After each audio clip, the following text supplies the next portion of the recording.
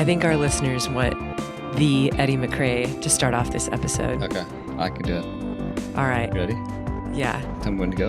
In 3, 2, 1, you are on. Welcome to the Choose Strong podcast. I am not your host, but Sally McRae is. No. You gotta say your name. No. That was a great intro, but I'm going to say you are the host. We are co-hosts, and this show would not even exist without you. So thank you for opening up. And thank you, our listeners, for tuning in today. We just love you guys so much. If you're a brand new listener, welcome to the Choose Strong community. Our tagline is strong body, strong mind, strong love. And although we like to talk about running quite a bit, our ultimate goal is just to use running as more of a parallel to life. So we hope that whenever you tune in and listen to a Choose Strong podcast, that you're able to walk away feeling like you learned something, feeling encouraged, and that you're able to apply whatever it is that you heard today to your everyday life. So Eddie and I, actually, it's so funny. Our love for running is very different. I think that's one of the reasons why I just love having you on the show, Ed. Yeah. That's the only reason or one of the reasons? It's one of the many reasons. I think a lot of people relate to you though, because, as far as I know, Eddie has zero desire to do an ultra. And I think especially with these 200-mile races, which we are going to be talking about, Tahoe 200, I think being there probably... I can confirm that, yes, I have zero desire, and being at these 200-mile races solidified that, where it's confirmed over and over again. Yes. Yeah, I think I do a good job of showing Eddie why he shouldn't do an ultra, or maybe defining our very strong differences just as people, our personalities, our loves, and our passions. But which also kind of makes a cool partnership because he's very happy to support and just help me in the journey. But I feel like I'm like a caddy in golf. Right. When you come in. Right. But I think caddies are good at hey, you should shoot here and do this play. I definitely don't go to you for advice on that. They're not coaches. Caddies are not coaches. They're hey, they confirm what, the golfer says. So if you're I think I should change shoes, I'm yeah, it's a great call. Go for it. Do it. Change those shoes. But if I was also I think we should go to In-N-Out Burger and just watch this thing, you'd be I think so too. Call. That is a great call. Yeah. And then I would never finish a race. The thing with Eddie and I is we love to eat. We love coffee. I think anytime we travel, that's the first thing we want to know about. Okay, where's the coffee? Where's the food? The vacation's great if the food was great. So True. I think you could woo me away with, hey, the Mexican food here is amazing in Lake Tahoe. Let's just call it a day. You're suffering to no end. No, it's true. You are very good about when I am falling apart and encouraging me to just, you're going to be okay. But we are going to dive into Lake Tahoe 200 in just a minute. But we first want to just pause and give just a very grand thank you to everybody who has taken the time to leave a review on our podcast. You guys, every review, every download means a lot to us, and it matters just to the life of our podcast and how it's doing just in all the different outlets. And so we are going to give away 8 Choose Strong Nike Trail hats. If you're watching this on the YouTube right now, you are seeing me pick up. This is my dirty one. That was so dirty. Okay, you're going to get a clean, brand new one. You're not going to get my disgusting used one. But we have 8 Nike Trail hats that we're going to give away. And then how are we going to go about picking which reviews? Is this just at random? What do they need to do to show us that they've left a review? So if you've already left a review, they are still entered. In the drawing. Yes. And just send us a message on the Choose Strong podcast Instagram. Yes, and screenshot your review and send it to us, and we're going to randomly pick. Okay, so 8. The name will go into a hat. Yeah. All right, that'll be cool. And then we'll just pull out eight people, and we'll do it again. We are very well aware that the demand for this hat is very high. We get requests for it every single day. I bet even the dirty one would get a... I don't know. I think you would need a couple tetanus shots and some other shots in order to wear this thing. It's pretty dangerous. We are hoping to sell this hat on our site. So there's a couple things that have to go in place before we do that. So stay tuned. Yes, the hat will soon be on sale, and it will be on sale in different colors. But we'd love to gift 8 hats, and leaving a review would be great. The other thing that we have been talking a lot about is my Choose Strong book. And I'll tell you what, the last few events that I have done, it's been really neat to see people show up with this book. And I've been able to sign books, talk to people about the book. People have been sharing some pretty incredible stories with me, personal stories with me as it relates to the book. And so I just want to give a very heartfelt thank you for that. If you purchase the book, if you have a free moment and can leave an Amazon review, please do. If you hated the book and want to tell me why, you can just email me directly. That's totally fine. I'm just kidding. No, we have gotten incredible feedback with the book, and I'm very grateful for the kindness and just incredible, thoughtful messages and reviews that we've gotten. So thank you, thank you. As far as the audio goes, we talked about the audio being released before Lake Tahoe.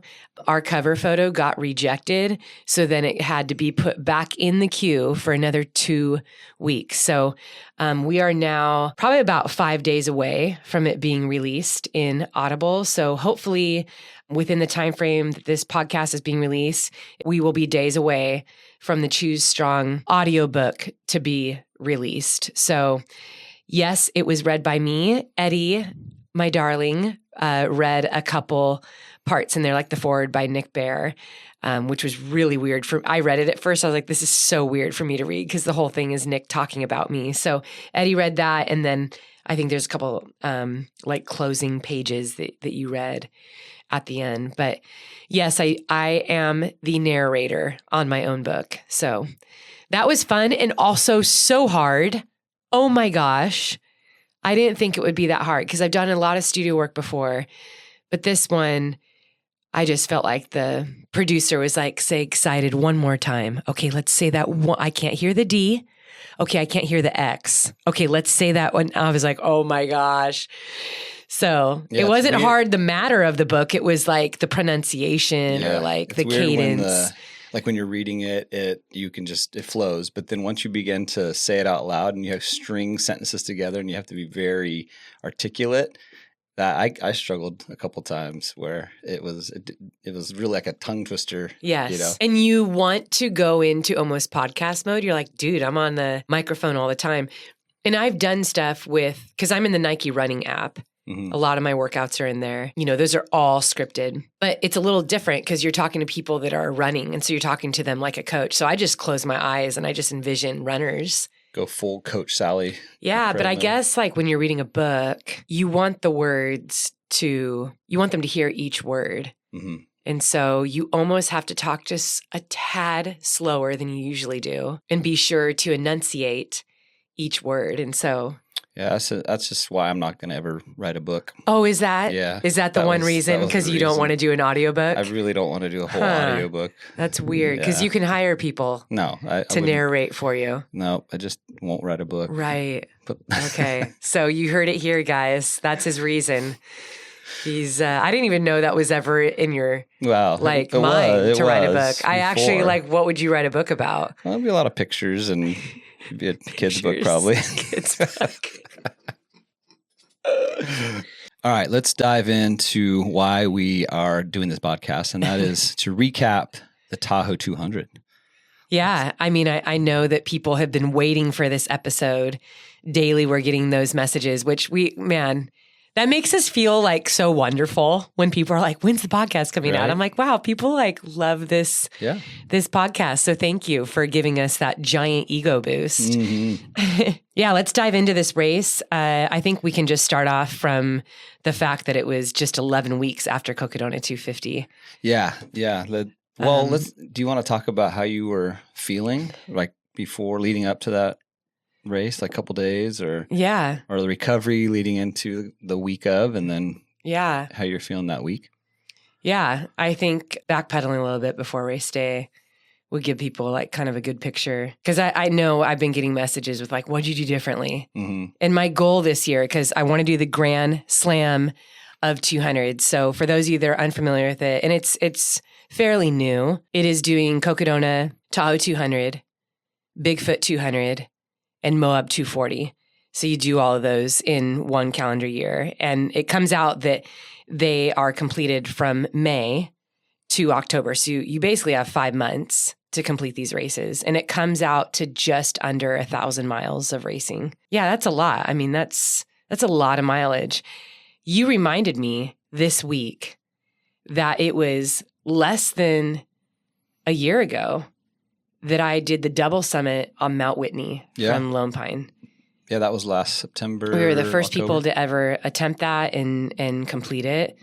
When you say we, you were talking about yourself. Okay, our team, though. Did not do that. Tyler followed me to the top for the first one. Drew went up to the top for the second one. I mean, the trail part. Yeah. It was a 92-mile attempt, 22,000 feet of climbing, and something that I had never done before. But that whole Choose Strong project, which if you guys have not seen the film, you can see the film on YouTube. That was 507 miles. Mm-hmm. And I think that actually set me up for my goal for this year. It gave me belief that I can do these miles, I can do these races. And we kind of had an unfortunate occurrence with the schedule of the Grand Slam. The Tahoe 200 was supposed to be on June 16th, which would have given me like, I mean, it was a little rough, but 6-7 weeks after Cocodona. And what happened was the snowpack, we've had a crazy winter here, historical snowfall all across California. And because of that, they moved Cocodona to July 21st, which consequently is only like a 16, 17, 18 day break from Bigfoot 200. So I am 9 days away from Bigfoot 200 right now, and I am not recovered. You hear that first right here. I am not fully recovered from Tahoe 200, and we're going to talk about why in just a minute. But my hope is I like to set out and finish what I started, and the same thing as Choose Strong Project last year. That was the goal, to finish what I started. And I learned a lot about my body along the way last year, and it's kind of been a cool experiment this year too. A lot of what I share on social media is really rooted in wanting to give people that hope and that encouragement and that insight that we as humans are so much stronger and more enduring than we often give ourselves credit for. And it's not even just in running. You don't need to do these crazy ultras. What you do need to do is what you're passionate about, what you love, what you've dreamed of doing. You know, if that's been in your heart for so long, you go after it. And we're always going to have a lot of critics. We're going to have setbacks and challenges. And man, this year has definitely been filled with that. But it has been a joy for me to be able to show people that even in those setbacks, we can find the strength to keep going. Diving into Tahoe 200, the 11-week break that I had from Cocodona going into Tahoe, a big focus was on my feet. So I had a pretty solid 10 wounds on my feet. One was a very significant ulcer. It was almost a hole in the back of my right heel. It was several layers of skin that needed to heal. And all the research that I'd done, doctors and nurses that had reached out, you know, it's a solid month before that like genuinely heals. And it doesn't mean that the skin's great. It's just like it's closed up. I had baby skin on all over my feet, basically. You know, I've spent years and years and years with great calluses, feet that have never gotten blisters before, or very rarely ever gotten blisters or any problems. I never have foot problems. And I knew that the way they were torn up so bad at Cocodona, that it would likely mean that every race I would now deal with something, because all those years of hardened skin and just feet that were solid was pretty much, for lack of better words, ripped away. But I've kept a really positive perspective on it and just learned different taping jobs and different things that I can do. So my goal going into Tahoe was I wanted to be faster and stronger than I was at Cocodona, and I wanted to race. The pie in the sky goal was to win. And I really believed that I could run a sub 60 hours at Lake Tahoe. I think the original course runs that way. We'll talk about the new course, which I believe is the hardest course in the history of the race that we had to run. But I believed sub 60 on this course is absolutely doable. And so that's what my training reflected. I did a lot of big mountain days, but I also did a lot of speed work, hill workouts, just a lot more run workouts. So lots of intervals and fartleks and just focusing on getting my body really fit and working on my leg turnover. Because I'll tell you what, the way I trained for Cocodona was I wanted to put on as much muscle as possible and I wanted to be as strong as possible. I wanted that time on my feet. I knew that going into Cocodona in all these 200s that I would probably start to get some pretty big muscle breakdown and be losing weight. And so if I could go into Cocodona a little bit on the heavier side with a little bit more weight on my body, I knew that that would actually serve me really well as I continued on in the season. So I actually had a pretty good training block. After the first 3-4 weeks after Cocodona, the next 6-7 weeks were awesome. I spent just a lot of time getting my body really healthy. And then the week of the race, Ed, our precious boy Isaiah came home from his second summer camp and he came home with a sinus infection. Yeah. Yeah. So he didn't have a fever. He wasn't throwing up. He didn't have loss of appetite. I mean, it was anything like that. He just was blowing his nose constantly and and then he'd wake up in the morning and his throat hurt because he was just so congested. But it didn't knock him out. I mean, he was going to the beach with friends and he was working and I was like, all right, if there's no fever attached to that, you're cool. You have a sinus issue, you're gonna be okay. I can't remember the last time I was sick. Can you? Me either. No. I mean, even in the You pandemic, rarely get sick. I have an ironclad immune system. Mm-hmm. And for whatever reason, whatever Isaiah had was passed on to me. And I remember waking up Tuesday morning. So before the race was Friday morning. Yeah. I woke up and I was like, no. I suddenly felt this fatigue. Mm-hmm. I felt a sore throat. I felt my sinuses, the pressure. And I thought, okay, let me see what I can do. So I was napping. You remember that? I was napping. I took the training way down. It was only a couple days before the race. So I knew something was up because you were napping. You never nap. It's rare. It's very rare. It's very rare. And I think even the kids made fun of me for that too. What's wrong with you? Yeah, I mean, I just naturally have pretty high energy.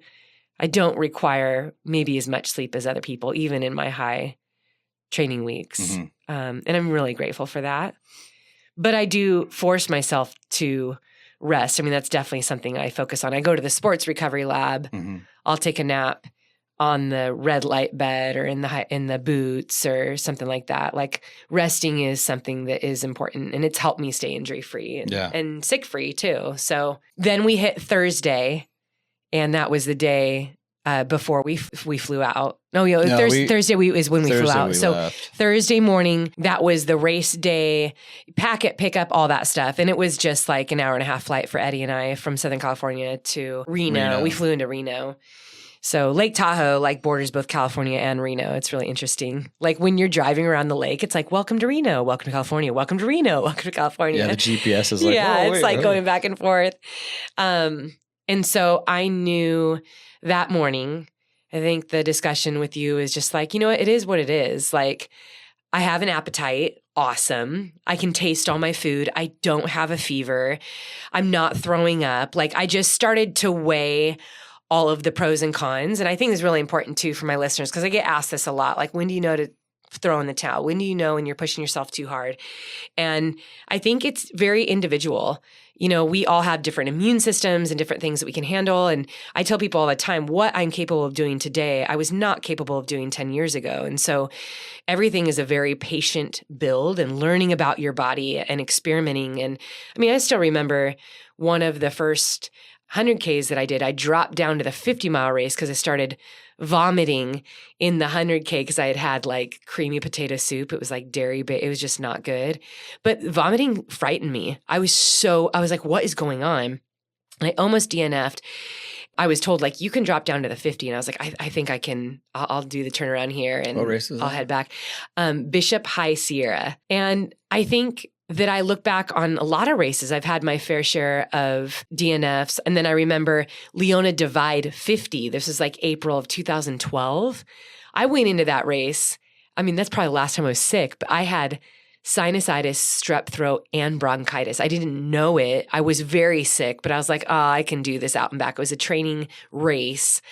I ended up walking like the last 20 miles. I mean, my time on that course was so horrible and I felt so horrible. And then I was sick for like a couple weeks after because I went in so sick. So I'm always learning these lessons. I know my body so well that it is, my best answer is it's so individual. And I don't think anyone should feel shame or feel like I'm not good enough or I'm not capable or I'm not able, because if Sally's doing that and I can't do it, it's like, no. I have been on a very long journey of experimenting and seeing what works for me and what doesn't work for me and what I can handle and what I can't handle. And also weighing the value. So is this race worth it? Is this, is your goal worth it? And, I have a lot of races under my belt that I'm like, yeah, those were training races. Like, a lot easier to be like, no, this is not working out. Like, I'm hopping out. Like, I need to go take care of myself because my A race, my big race, is what I'm aiming for, not a training race that doesn't mean a lot to me. And so I think it's really important for the listeners to understand that it is okay to personalize your goals and keep them precious to you and you alone, knowing that there are only going to be a few people in your life that understand those goals, appreciate them, and value them in the same way that you do. And Eddie is one of those very few people in my life. So sometimes I don't like to say my goals out loud before I go into a race because we get so many people weighing in. You get so many people that come with their own fears, their own worries, their own apprehensions, and they want to put them on you because they think, well, if I couldn't do it, then you shouldn't be able to do it too. And if you do it, then you're going to make me feel bad about myself. And I don't think that's fair. So I'm just going to tell you that what you're doing is dangerous and it's wrong and you're dumb so that I can make myself feel good about myself. And unfortunately, that is what happens on social media constantly. Is we look at other people's success or we look at what they overcome and we think, oh, this is just a reminder of my failure. This is just a reminder of an area where I feel weak or an area where I don't have confidence or I don't believe in myself.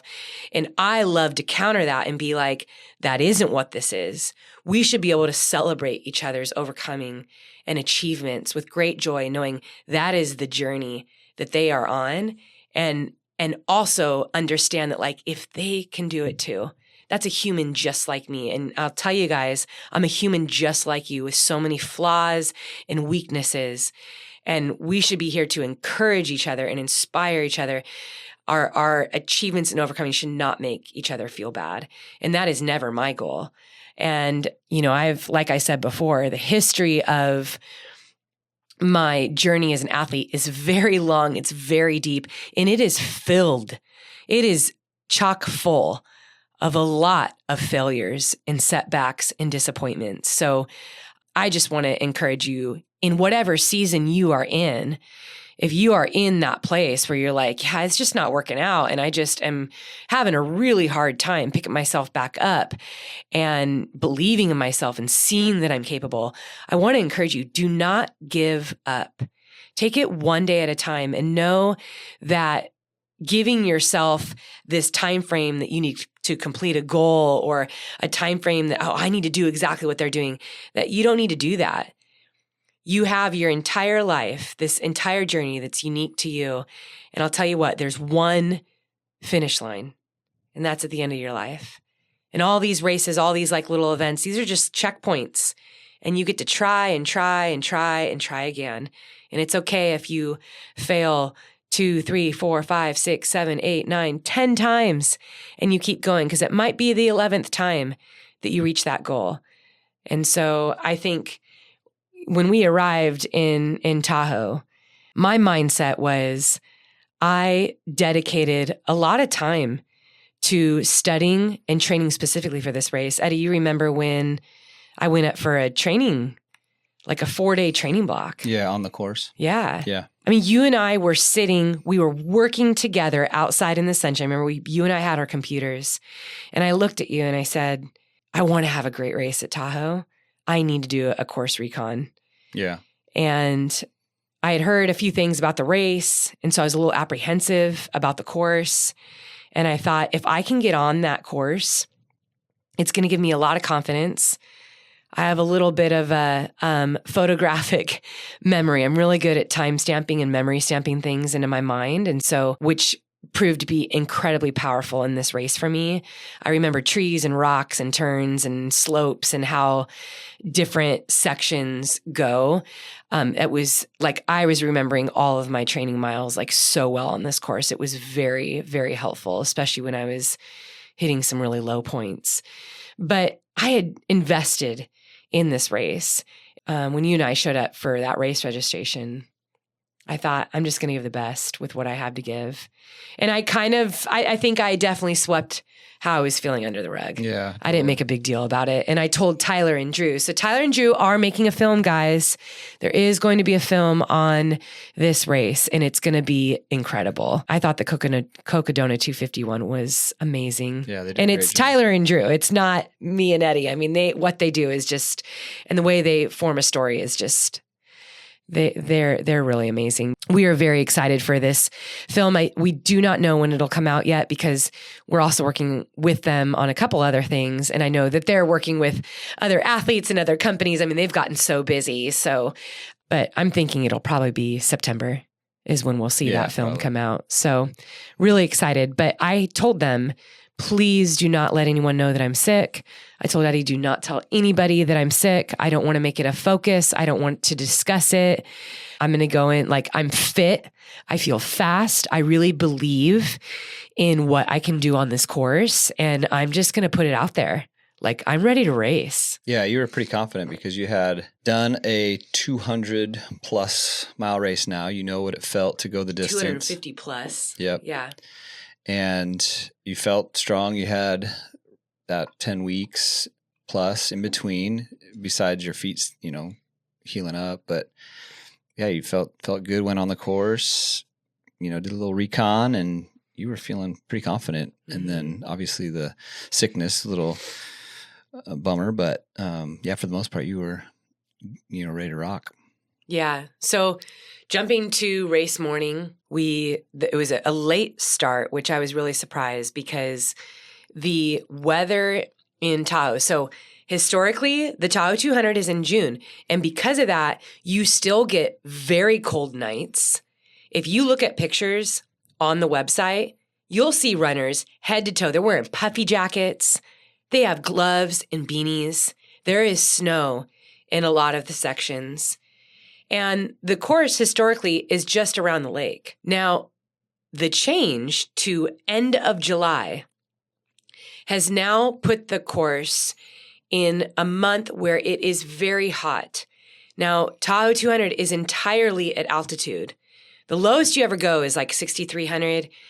And the highest for this race, this course, was 9,600 feet. When you put altitude and heat together, you have a recipe for a very intense environment.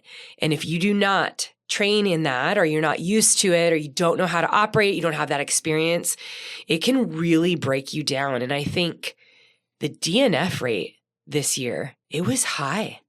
I mean, I think the 100K only had 12 people that finished. Yeah, they had a lot drop. It was brutal. And you saw a lot of them because they started at 7 a.m. and then you started at 9. So you saw. I did. I started catching them. Before they even got to the 31 mile turnaround.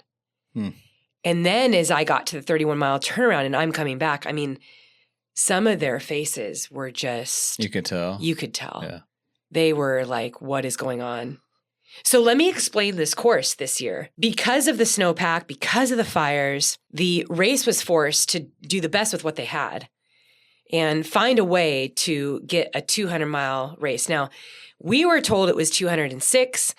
I think I read the runner's guide at least 20 times. I am a little obsessive like that, I will admit. Part of it is because I never, ever want to miss any type of rule. Eddie knows how fanatical I am about that. I'm like everything from how you drive, how you park, how you operate, talk to people. Like I am like, we have to be utmost best behavior. There's a couple more eyes on us, so we have to know the runner's guide back and forth. We have to make sure we have all the maps, like all the turns. Like I memorize and study everything. So I don't remember ever a change in the distance of this. And we'll get to this later, but the course actually was almost 220 miles, which proves like when you're at the end of the race and you don't know that, and then you just realize you're looking at your Tahoe map on your phone and you're like, wait a minute.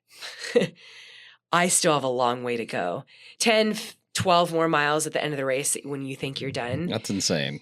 Is beyond soul crushing. Like I remember doing the Orange County half marathon. Oh my gosh. And it's like when you hit like that turn, when you turn into the fairgrounds, it's like, yes. I'm done, like 13 miles. Yeah. And it's like if you're doing 26, you keep going. I'm like, oh my, I cannot imagine. Like when you get to that point, I can't. So after 200 miles, like, after 200 miles, I cannot imagine. Have 12, 15 more miles to go. Unbelievable. Yeah. Unbelievable. That's next level. That was next level. And if anyone saw my finishing pictures, that emotion was just like, I couldn't believe that I was able to keep going. Yeah. It was a true mental, like emotional breakdown for me. Cause it was, I mean, I thought I battled at Cocodona and this was just like, I was broken. But, so we started the race, gun goes off at 9 a.m. The heat is there. And, you know, and in my mind as a runner, and for those of you that are endurance athletes, whether it's a 5K or half marathon or ultra, like, you know, sometimes that 5, 6 a.m., 7 a.m. start, like you love it because you're already kind of jittery the night before. So you're not getting the best like sleep. So you're ready to get up and just get the thing done. But then you like really appreciate the coolness of the morning. And when we stood at that start line, I remember standing next to my buddy, McKaylee, who was in first by almost 2 hours for a while. He ended up dropping out for some personal reasons, but he and I were giggling because we were already wearing our sun hats. And he's like, dude, we look so ridiculous in these sun hats. And he races internationally too. I was like, I know. I go, but we like legit need them right now, like at the start. Like that's crazy. And so we both are standing there with our sun hats. The gun goes off and it's an immediate climb. It's a steep climb out of the ski resort, these switchbacks. And as soon as I take off, you know, my goal was like get in the front pack, lead the way right away. I'm going to put distance on people right away. And this girl hops right in front of me. And I look at her and I was like, dude, she looks European. Like, who is that? Like, I have no idea who that is. So then I hop in front of her. She hops in front of me. So we kind of like keep hopping in front of each other. And I'm like, well, this is kind of stupid. Like, we are 800 meters into this race. Like, I do not need to be doing this back and forth with her. But she charged, like, and was the eventual winner. Incredible athlete. And everyone needs to know this woman raced Hard Rock 100 the week before. Amazing. She came off Hard Rock 100, came and absolutely crushed Tahoe 200. She was phenomenal. So awesome. And it was fun to have that. Like I love that. And I hope that the 200s continue to gain more competitive groups because I think this sport is still, and I really call it's a different sport. It's a different event. It is not the same as running 100. But I think we are learning about how to race these. And I learned a lot at Cocodona because I went out incredibly conservatively. I literally stepped out of the front pack at Cocodona. I was like, I will not go with you. I promise not to race until I hit mile 100 or 150. But this one, I was like, no, I'm racing right away. So I started out and I was like, you know, as long as I'm in the top back, so I'm hanging out mainly with guys. And then this one woman, and she kind of went ahead. I could always see she was about 400 meters away, and then pretty soon it was like half mile away. And then I was like, I didn't see her. In the first aid station, there's only 2 aid stations. So you go out away from the lake into the wilderness, into high altitude, 9,600 feet in the heat of the day. It's exposed. There's 2 aid stations out there. The first one is like 14.8. I swear it was like 15.9. That first aid station, as I was coming into it, the lead woman was coming out. It looked like she was probably about 800 meters ahead of me at that point. I thought, okay, cool. I felt awesome. My body felt great. I felt like, okay, like it's the heat of the day, but I'm really good in the heat. I love the heat. I'm highly trained in the heat. I've spent years, at Badwater. I live 3 hours from Death Valley. Like, I just know what to do. So in this portion, in this section of the race, there was patches of snow and little tiny streams, little creeks.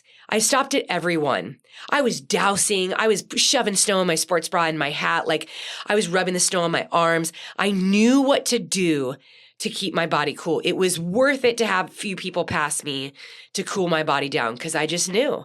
I knew that eventually people would start kind of dropping and start deteriorating because of the heat.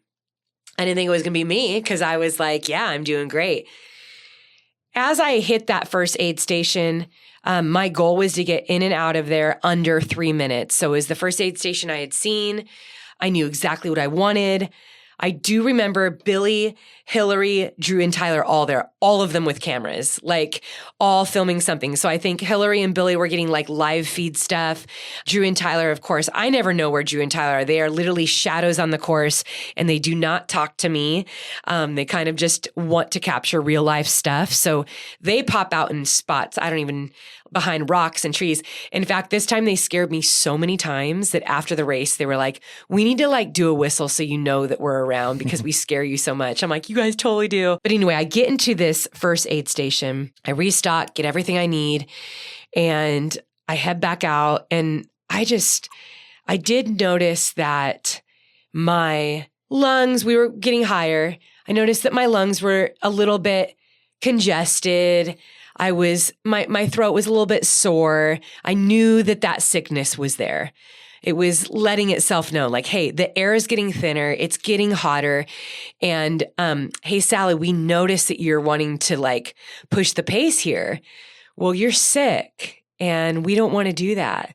And I think that once I hit like mile 25, my body just started to feel like it was on fire. And it wasn't necessarily like, I wasn't bothered by the heat of the day. And I kept on stopping. I was getting the snow. I was stopping in rivers. Like I was dousing, like I was like pretty wet. And I just felt like breathing became hard and my energy level started to shift. But it was all kind of like in my chest and in my face. My legs feel great. Like I felt strong. I was climbing strong. But I knew once I hit about mile 25. So now I'm almost to the second aid station and the turnaround. So we had to go out for 31 miles, then go all the way back to the start. So you ran 100K, the first 100K of this route. You go back to the start. And then that's where you see your crew for the first time. That's where you can pick up a pacer. So I haven't seen you, Eddie. I mean, it's 62 miles before I get to see you. Yeah. And to get like real aid and feedback and all of that stuff. When I got to mile 31, the second aid station, which they called Housewife Hill, they were making these smoothies out there. They're really thin and they put ice, they added ice on top of it, but I was stoked. I took a couple Dixie cups of smoothies, a cup of electrolytes. I sat in the shade and I had a conversation with myself. At this point, the girl that was in third place came in, and she was the eventual second place on the podium. But I remember looking at her, and she looked so fresh. She looked much better than I did. She was moving much better than me. I knew she had said to me at some point, I don't know if it was before the race or during the race, that this was her first 200. Very strong athlete. And I'm kind of watching her as I'm drinking. She's very like methodical in all the stuff that she's getting her drop bags, changing her shoes. Like I was like, dude, she's on it. And I thought to myself, man, we are so early in this race. What I need to do right now is take care of how I'm feeling, because if I don't, the way now back to Heavenly, which is the start finish, which is where I'm going to be going to see you, Eddie, is going to be brutal. And now the heat of the day is like, it's blazing. We're looking at between 85 and 90 degrees at over 9,000 feet exposed. Sometimes you have these long sections of exposed sun. Sometimes you're in the trees. Sometimes you're by water. Sometimes you're just not. But I will say it was pretty brutal having only 2 aid stations out there for 100K. I mean, you hit them twice, so let's say 4. But those stretches in altitude and heat, I think I really depended and leaned on my experience. Like I knew what to do. Like I just kept telling myself, Sally, ration, slow down, get yourself cool. It's going to be a long time before you see an aid station. So you need to conserve as much as you can. You couldn't possibly carry enough water. It was almost impossible. I mean, I always carry more than they tell you to because I'm a big drinker. If you can look up what kind of drinker you are, we all kind of know, like I just require a lot more fluid. I sweat a lot more. I'm a bigger body. I metabolize things faster. And so I need more all the time. I need more calories than maybe an average woman does. And I'm the same with drinking. I process a lot more. So I'm thinking as I'm leading this aid station, man, I need to be smart. So that the girl who is now F2, she leaves and I take my time. And I try to cool myself down. And then I'm like, I'm going to talk to people. This is one of my favorite things to do that keeps me level headed. And now, because I'm now experiencing the back. So because it's an out and back, which is actually pretty fun, I get all these people coming at me. So it's 100K people coming at me.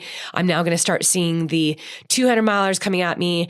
I had a lot of friends in this race. It was really fun to see friends on this race. And so I'm stopping and saying hi to people. And that's keeping me in a good place mentally. And I'm stopping at creeks. Once I hit like mile 34, I knew that my race was going to be on a different path. I just felt sick. I was nauseous, a little dizzy. Typically, if I'm under 10,000 feet, I am not bothered by altitude under 10. I train on Mount Baldy all the time, which is a 10,000 foot mountain. Where I experience the most problem is how the duration that I'm in altitude. So because I already have a little bit of breathing problems, I have asthma, sports-induced asthma. The way that my spine and rib cage are, I never breathe at 100% capacity, both in or out. Usually as hours go by, I start to experience some labored breathing and I get bronchial coughs and all this stuff. So it's pretty normal. It's been like that my whole career. It's nothing that I really let get to me. It's because it's something that I can't change. So it's like, you deal with it. I think being sick, though, exasperated all of that.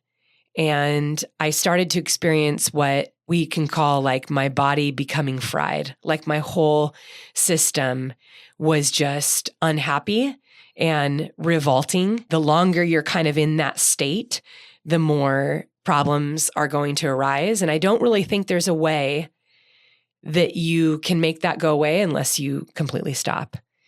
I then just decided I'm going to slow down. I have to. So I slowed my pace significantly. And I think this is then where I started to lose the front pack. And I actually was running by myself quite a bit. And mentally, this was really hard for me because I went into this race, even telling Drew and Tyler, I am so excited. Let's showcase how freaking fun it is to run fast and run hard in a 200-mile race because there's big sections here where you can really hammer. There's a lot of climbing. There's almost 38,000 feet of climbing in this race. So yeah, like you're still going to be doing some solid power hiking. But man, some of those downhills and flatter sections, like so much fun because some of the trail sections were like buttery, soft and smooth. Like I had so much fun in training, just running. And I thought, okay, I'm going to get to the next aid station as best I can. I did not eat very much of anything from the time I left mile 31 aid station and I got back to Armstrong aid station, which is now, I want to say 48 because it was about 12 miles back to Heavenly to You. So we're now 48 miles in. I get in. I let them know at the aid station, listen, I've been vomiting. My stomach is sour. My throat doesn't feel great. The only thing that I'm actually able to process is water, which is not good. And so I sit in that aid station probably for a solid 30 minutes. And they're trying to get me to eat. You need to process something. I eat tiny little bites. I want to say at most, I maybe got 100 calories in. I'm shivering, but I'm hot.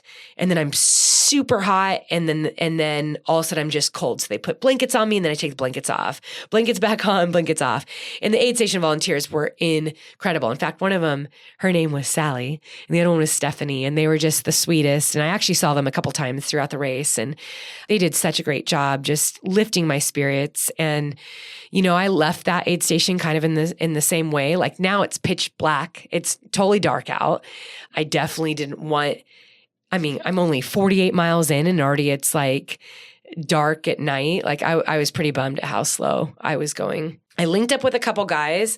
One of them was a guy from Switzerland, and the other one was this guy was an incredible athlete. He'd done like Tour de France and Hard Rock a couple times and had done like some super hard races. So it was really neat. I linked up with these guys and I just listened to them tell stories. I threw up a couple times along the way. I don't really even know what it was I was throwing up. I think for the most part it was water because I didn't have any calories in me. So from that point on, from before I hit Armstrong all the way back, I was vomiting water. The calorie depletion now, both electrolytes, fuel, I had nothing. So when I arrived, Eddie, when you saw me, you had the biggest smile on your face. You were recording me too. I think you stopped recording because as soon as I got to you, I'm like, I haven't eaten or had anything in hours. Yeah. Yeah, I didn't know how. It's one of those things when I don't see you for 60 plus miles, I have no idea like how you're going to come in, right? Like even us like planning beforehand, like, okay, at the first aid station, this is what I want. This is what I'm going to need. We plan that. And then at that point, you're just, how are you coming in? We don't know. I have no idea what happened, you know? So yeah, when you came in, you were kind of, I can tell your spirits were a little low and your energy was low. Yeah, that's what I remember. I quickly was brought into medical. Mm-hmm. Medical was phenomenal. They were great. And I think once they understood my state, which there's two sides of this. As a competitor, I kind of lean toward being more secretive about how I'm really feeling because I do not like people weighing in and saying, well, you need to stay in the med tent and we need to take care of you. Or, I'm like this with blisters. Mm-hmm. Like on one hand, I'm like, dude, there's nothing, the blisters are there. They're going to hurt whether you retape them and prop them or what, like just, I'll deal with it. And that's more my mindset. But again, that's because of years and years and years and years of just kind of building up that endurance and really understanding like it can hurt a little bit or it can hurt medium. It can hurt medium or it can hurt a lot. And I'm like, well, it just hurts. Yeah. So I'll deal with it. I think that was a very low point for me when I realized that I wasn't going to leave until I processed stuff. Yeah. And they were pretty adamant about like, we need you to process liquids, food, like something. If you haven't had anything in hours and hours, it's been like almost 30 miles that you have not been eating or processing. They're like, how well do you think you're going to move? 60 miles. Well, I ate on the way out. I see. Yeah, it was more the last like 30 miles 30, that I pretty much didn't have anything. Yeah. Maybe 100, 200 calories. Mm-hmm. So we were in the medical and they're like, why don't you lay down on a cot and try to sleep? And it was so loud in there. Like we were like giggling about how loud it was. I maybe slept for 15 minutes of the 2-3 hours that was I in there 3 hours? You were there 3 hours, yeah. Because I think you came in at like midnight or so and we left at like 3. I remember we had a little bit of light, like you could see that the sky was about to change when Billy and I left. Mm-hmm. So Billy Yang arrived and he was 4. there. I think it was around 1 o'clock when I came in, 1 to but 4, I think you're right. Billy was there and he's like, if you need me to pace, I'll pace you from here. Like Billy was amazing. He was so ready and willing to do whatever. So he hadn't had much sleep and he sat there while chatting with you guys while I was trying to get care. So he's waiting for like 3 hours before even pacing me. I wish I could have used those 3 hours of sleep. especially for how the end of my race turned out. That probably would have changed the end of my race, but I didn't. I was very anxious. I was upset because I could see women coming in and leaving, and I could see runners coming and going, and they looked better than me. And so I was getting just really flustered that not only can I not process any calories, but all that work, like my goals, like they're just slipping through my fingers, and, you know, it's messing with me mentally. And I think having you by my side, you continue to say there's so much race left. Yeah, it was weird because it didn't feel like 3 hours passed, like when you came in. And I think part of that was because you were so hesitant about wanting to lay down. You were, you kept wanting to, you talk to the medics and to see, well, maybe I can try this. And to be sneaky and get out of there. Yeah, maybe I can just do this and eat this and then move on. And then they're like, no, I think you should lay down. And, oh, maybe I'll lay down for 10 minutes. And so it was like this constant 3 hours of like not really having a plan. I'm not a good patient. Yeah. I'm just not a good patient. Wanting to go and then seeing people come in, not knowing what your body needed at that point. And so it just seemed like it was going a lot quicker than 3 hours, you know, but they had me. I remember the first thing they gave me when I came in was this tiny Dixie cup of just water. And I took the smallest sip. I want to say it was a teaspoon of water, and I immediately vomited it back up. And the doctor looked at me and he's like, yeah, you need to stay. Yeah, that's not good. Yeah. If you can't even swallow water without vomiting, this isn't good. So I think this is where, as an athlete with specific goals, I knew we have to change the goals, and I need to change my perspective on what is about to happen, because I already was kind of falling into like being heartbroken. That I even at one point looked at Drew and Tyler and I was like, I really wanted to write like a different story, you guys. I do not want this to be Cocodona 2.0. Like, come on. Like, this is not like, why does everything have to be like the suffering and the overcoming? Like, let's just have a freaking good, like, hard race, man. Like, let's just like showcase that. Like, that's what I showed up for. So I was kind of mad. Yeah. I was mad that I was in this spot. I was mad that I was sick. I'm like, really? Remember I told you I was like, really, of all times to get sick? Like, I'm never sick. Yeah. And I just knew this was just like really driving a nail in between what I wanted to do and what my body was allowing me to do. And I think mentally we can be frustrated with our physical and our desire, you know? So the mind is like, this is what I want to do. And the physical is like, I'm not going to let you. And I think that's really what this race ended up turning into be, was a battle of my mind and the physical and me pushing that. Yeah. I think that's like when I saw you mile 61 and you weren't doing well, that I think that's the beauty of these 200-mile races, because so much can happen. And I think that's why I was like letting you know, like, the race is still so young. Like, I know you're not doing well and your goals are slipping away or what have you, but like, there's so much race left, like days of racing, right? Like, so your body can click back and you know, get back on track, and because there's so many miles left. I think that's the cool part about these 200s, because you just never know. There's always a chance for you to get back into the race. And I remember talking to Tyler about that throughout the race. Like, yeah, you know, she's struggling, not doing well, but man, there's still like 150 miles left, right? Like, that's insane. So there's so much that can go wrong for the people in front of you, and there's so much that can go right for you if you're feeling like this and at mile 60 and you have a chance to, in the next 150 miles, to turn around, you know? So that's kind of cool. I like that. You have a lot of experience seeing me in that, whether it was Badwater, the Choose Strong Project, Cocodona 250. You've watched a lot of overcoming over the years, and just observing, being an observer of the race as a whole. You see that, you know, just other people racing. I remember Michael Vistig and Killian racing, not Killian Jornet, but Killian racing at Cocodona 250. Yeah. And they were going back and forth the whole time. And then suddenly, like 100 miles in, Michael's like, I'm done racing. He just walks off the course. And no one expected that. No one expected so many things that happened in that race. And so when Billy knew that he was going to pace me, he geared himself up.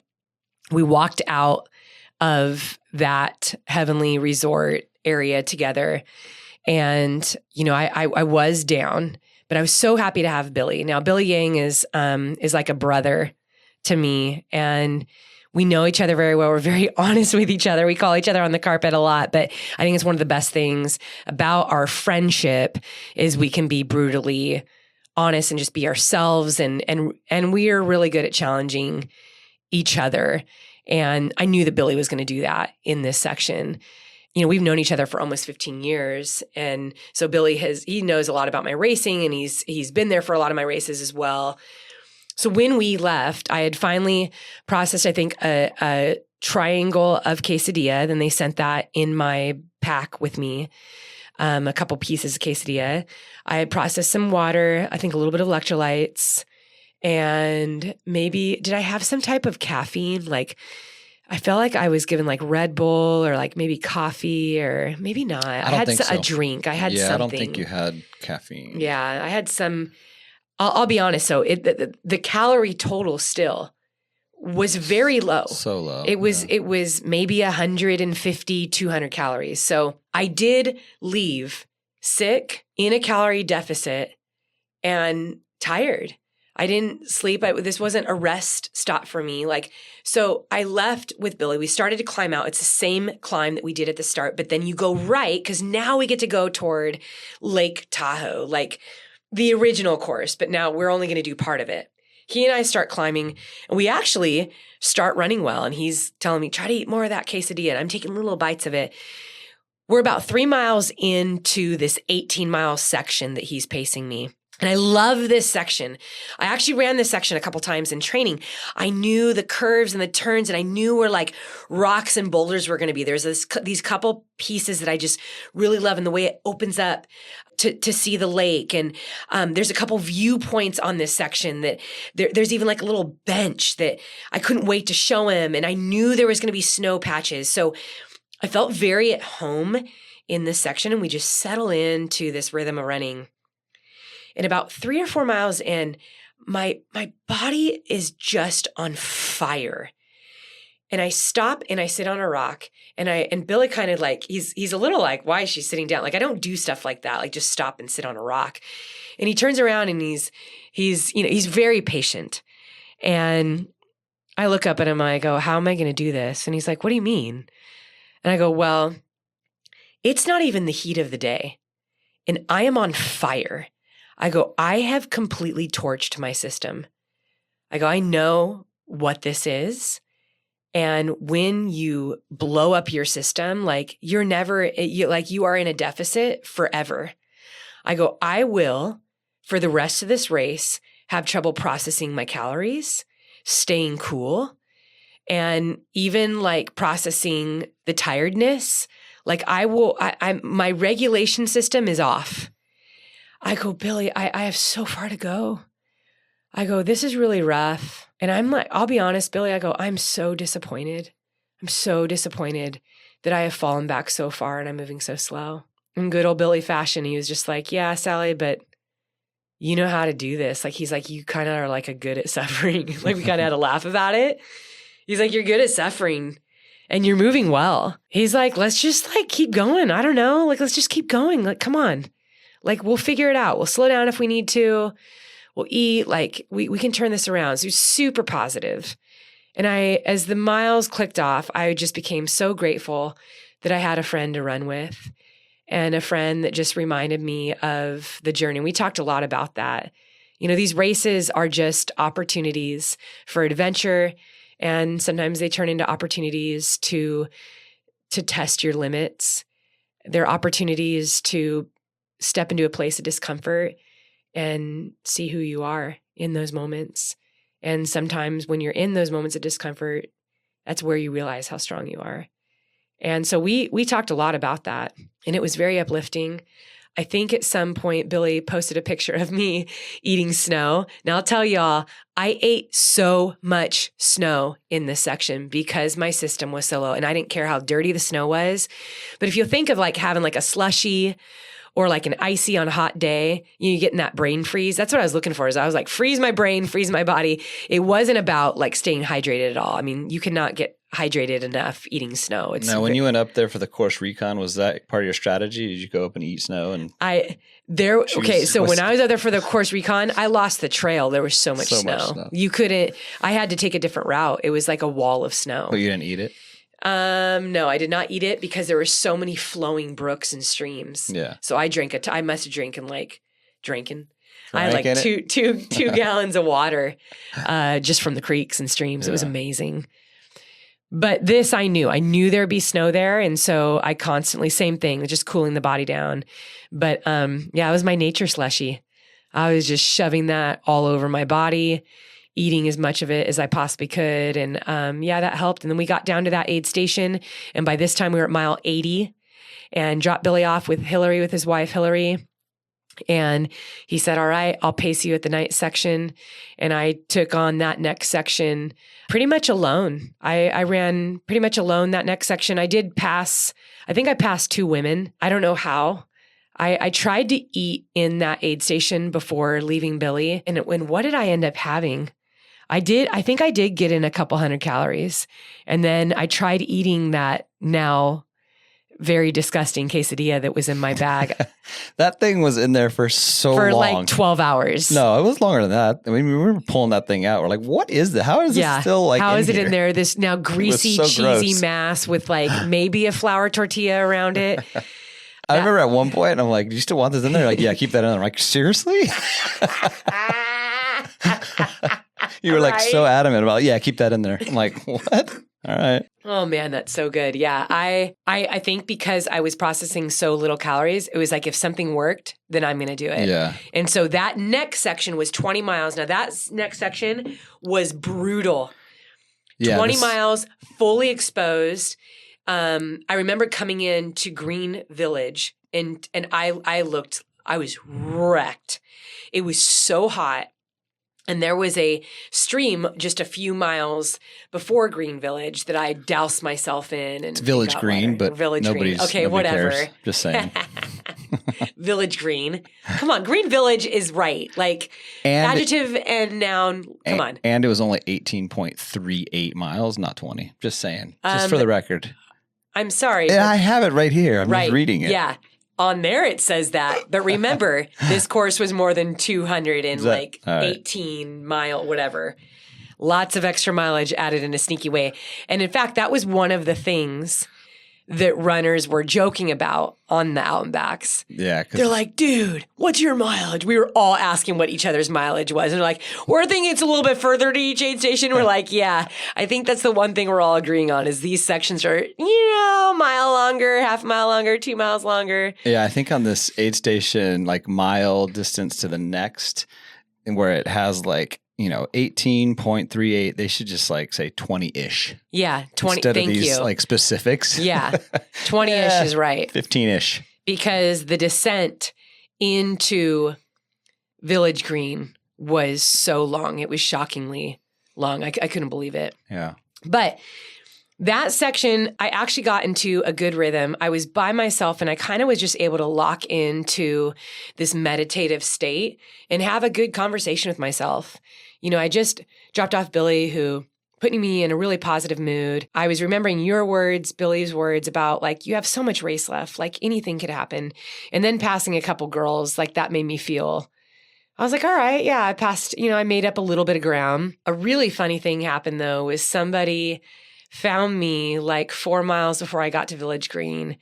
This guy with his phone, he found me. He's like, Sally, I found you. My runner is 20 miles behind you. If I tell you a joke, will you record a video for her? Now, mind you, I am running down the mountain at this point. And this guy hops in stride with me.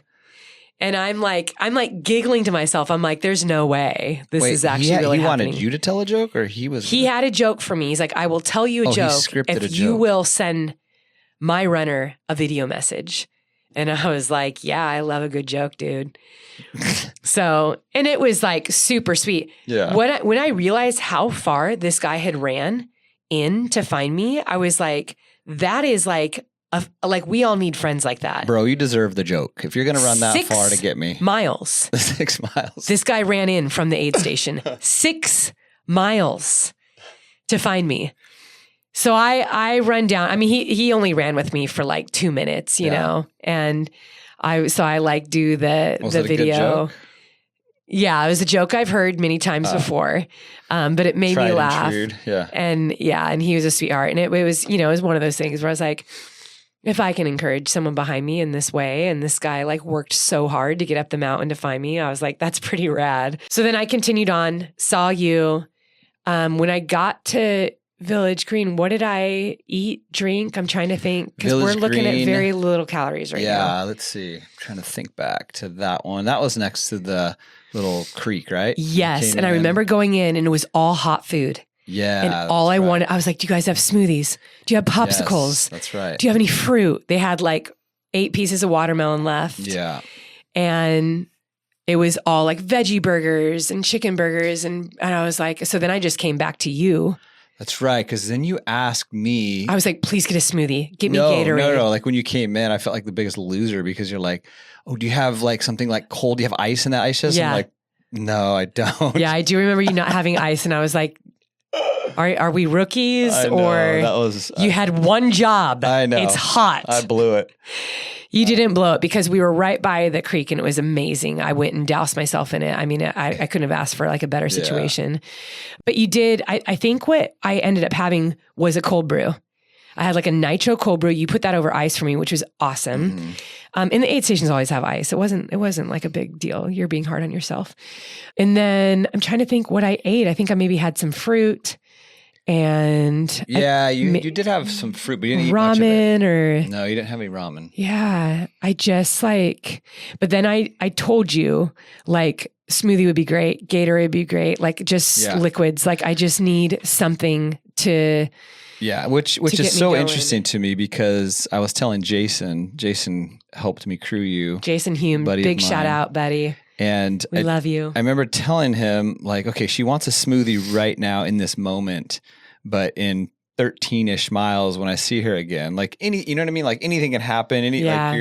So I'm like, I'm going to get the smoothie, like, cause she asked for it. Cause I don't want to show up in the next one and her actually ask me for it again. But chances of her like asking for it again are probably pretty slim because she was in the moment. She was hot. She needed something cold. Smoothie like sounded great, but 13 miles from now, probably it's going to change like to something else. You guys see how he's doing all the assuming? But not good. But I told Jason that, but man, when we got to that next aid station, it's Brockway. You were ready for that smoothie. I was ready for that smoothie. And you took it. Yeah. So then it was, there's a section on this course called Powerline.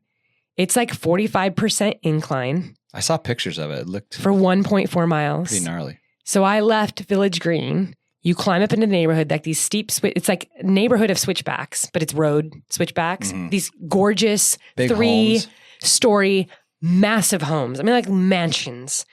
I actually love that. I love looking at houses. It's like one of like a really fun thing that I do whenever I run a new place. I love running in neighborhoods and looking at people's lawns and the architecture. I love just architecture and like houses and what it would be like to live there. And so it was pretty fun. Like I kind of distracted myself with that because I had done that in training too. And I had done power lines in training, which I'm so grateful for because it really gave me the confidence and what to expect. I knew this section was going to be hard, but I knew how to move on it. As I started climbing on it, I got passed by a couple guys and I was I just was dealing with nausea was just there. I think it was a rare hour if I wasn't nauseous. So nausea was just around me, heat, managing, like regulating my body temperature came in waves. So sometimes I felt like I was on fire. And then other times, like when I finally made my way to Brockway to pick up Billy to Pace, because now it was nighttime. Do you see how many clothes I left in? I was in my green suit from Cocodona. Yeah. I was in the pants. I was in the jacket. I think I maybe even brought the beanie. Like I was freezing. But what I had done is I laid down there. And I think that was when I had like a legit sleep time because I really didn't sleep anywhere else before. Yeah. And I think I slept 30, 40 minutes maybe. I think so. But the problem was when I would lay down, my lungs would fill. Not to gross people out, but they would fill with so much phlegm. Yeah. And I would, when I would get up, cough and hack. I'm sure this is going to make the film. Because every time I would lay down, or even if I sat for too long, it was like my lungs were trying to catch up and trying to relax or whatever, but they would fill with phlegm. Mm.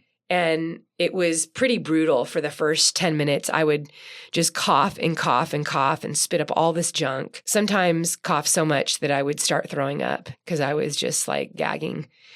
And it was really frustrating because if I had had any calories, they were all gone. They're gone, yeah. So Brockway, I was able to sleep for about 30, 40 minutes. I did eat. I feel like I ate some ramen. I feel like I was able to get some food in that section. Yeah, well, that's where you got the smoothie. I was cooler there, yeah. Because you gave me a smoothie like 2 or 3 times. Twice. Yeah. Yeah, and they had one there before. Well, the Brockway on the way out in the day as I'm going back, this is Brockway Inn. I don't think you gave me a smoothie on Brockway Inn when I slept. It was in the nighttime. You gave me a smoothie Brockway out when I came back to it. Yeah, maybe that's yeah, and then Village Green, you had it for me again. On the way out? Yeah, the way out, going back to the finish line. I think you had ramen for me for sure, Brockway Inn. Anyway, yeah, I think I ate like that part. I feel like I got some fuel. Billy and I had a 19-mile section, which was pretty brutal. I was so grateful it was at the night. We moved pretty well. We had like some good running. I could feel at some point that I was by a lake. Like a few miles in, I was like, there's water next to me. And I'll tell you what, you guys, Lake Tahoe in the forest at night, you can see a billion stars, but pretty. It is pitch black. Yeah. There is no light anywhere. So our lights would light up, but I remember feeling this water. You can just feel it. Like you can feel the like a coolness. You can feel like the blankness of the trees. It's kind of eerie. Mm-hmm. So I flashed my light over. I'm like, oh my gosh, there's water right there. And I had not run this section in my training, but I took a mental snapshot of that. It was like a stamp. Okay, that's a couple miles from Brockway aid station, which turned out to be very useful to me. We then descended into Tahoe City. Now, I was very excited about getting to Tahoe City because from Tahoe City, you just had to do this quick 8-mile out and back. So it's 4 miles out, 4 miles back. And then it was time to make your way back to the finish line. And when I got into Tahoe City, Billy knew that at this point, I had been pretty quiet about my feet. And I wasn't making a big deal about it because, one, they were not in the same state as Cocodona. What was happening was all the areas where I had foot wounds from Cocodona, they were very tender and they were starting to rub, and I knew there was blisters and there was starting to become some pretty significant pain. Now, where the ulcer was, I started to get worried because that did hurt pretty bad. I want to say, like, I made the mistake. It wasn't a mistake, but like I shared that with Billy that yes, like this does not feel good, but I don't want to touch him because I don't want to be in the same spot and I don't want to be on the same focus at Cocodona. Like I can deal with it. But Billy was like, no, like we are going to deal with your feet. We're going to take care of this and we'll make it quick. So we get into Tahoe City aid station. It's like mile 137 and right? Yeah, the first one, it's 130. 130. And then you go out and do your 8. But. And you had a chair waiting for me. It was so good to see you, Jason. I think the boys were there too, Drew and Tyler. And you guys got me pancakes. I had ramen. Like there was like fruit. And Billy was like, let's do your feet. And I was like, no. And he just starts taking my shoes off. And I'm like, oh gosh. I'm like rolling my eyes. Like here's the brother-sister stuff that's going to start coming out. And he's like, let me just at least clean them off. And they are filthy. Like there is so much dirt. I mean, this is a very dusty, dirty trail. And I've gone through streams and snow and because the trails are soft, so you get a lot of like dirt and there's a lot of granite dust too. Yeah. This is another reason why my throat is hurting so bad from the granite dust. But Billy's like, no, we're like cleaning off your feet. He immediately gets these baby wipes out. Billy starts cleaning my feet. Now, my feet are disgusting. Now, this is a good friend. Who's going to clean your disgusting, blister-filled, stinky feet at mile 130 into a race? And Billy is like, he cares that much because he knows how important it is. That's a nice thing. He's an ultra runner too.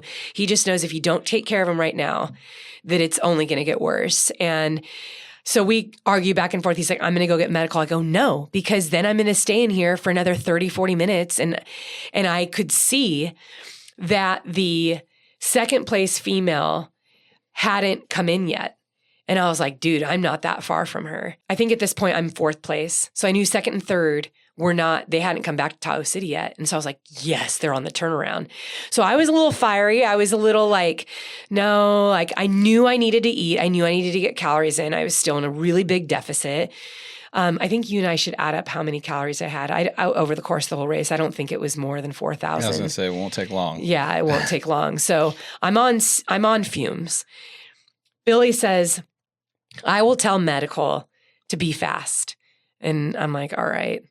At this point, I'm facing the aid station and I pick up my chair and I look at Eddie and I was like, I don't want people looking at my feet. I don't want people to know that I'm dealing with blisters. Like, this is like, I just don't want this focus. And I was mad. And you can use anger as passion and fuel, which I ended up doing. Mm-hmm. I was upset. And I didn't like that I had to sit in there. I didn't like that my feet had to be taken care of because I also knew that it was going to be painful what she was going to do. Yeah. It hurts to have somebody work on your feet because they can't feel what you feel. You got a lot of nerves in your feet. Popping blisters hurts. I had blisters under very strong, solid calluses. And oh my gosh, when she went to go work on those, it was so painful. So I'm sitting there cringing. Billy's telling me you need to keep eating while she's working on my feet. And she was great. Yeah, she did a great job. I changed into a different pair of shoes. I changed from my Zagamas into Wild Horse. The cushioning in the Zagama is very thick. The Wild Horse isn't so much. And I've worn the Wild Horse all over the world. I'm like, I'm going to take a great break from the Zagama and I'm going to do the out and back, the 8-mile out and back in the Wild Horse. My feet are taped up. The whole thing took 30 to 40 minutes. But I ate a lot of food. I was trying to count like, okay, I rested. I ate a lot of food. I stood up and I wanted to pass out. My feet hurt so bad. Every single blister, every single taping that she did, it was like now painfully aware. And it upset me because I thought they didn't hurt this bad when I came in. Yeah. And I should have just left them. I shouldn't have changed my shoe. Like I should have just left them. And so I got up and I was upset. And Drew and Tyler are following me with their cameras. And my head is spinning.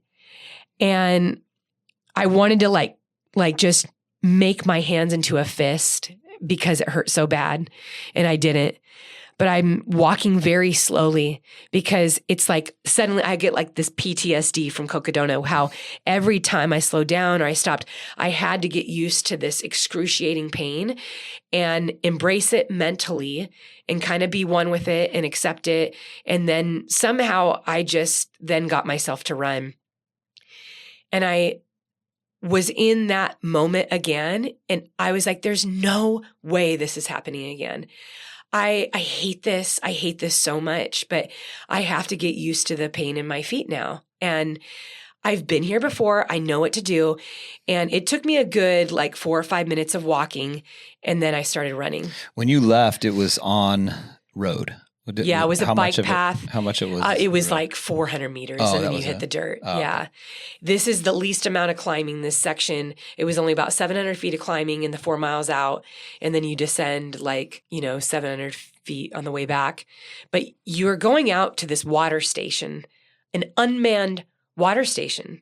This turnaround, I remember kind of joking in my mind, thinking I hope everyone goes out to the water station.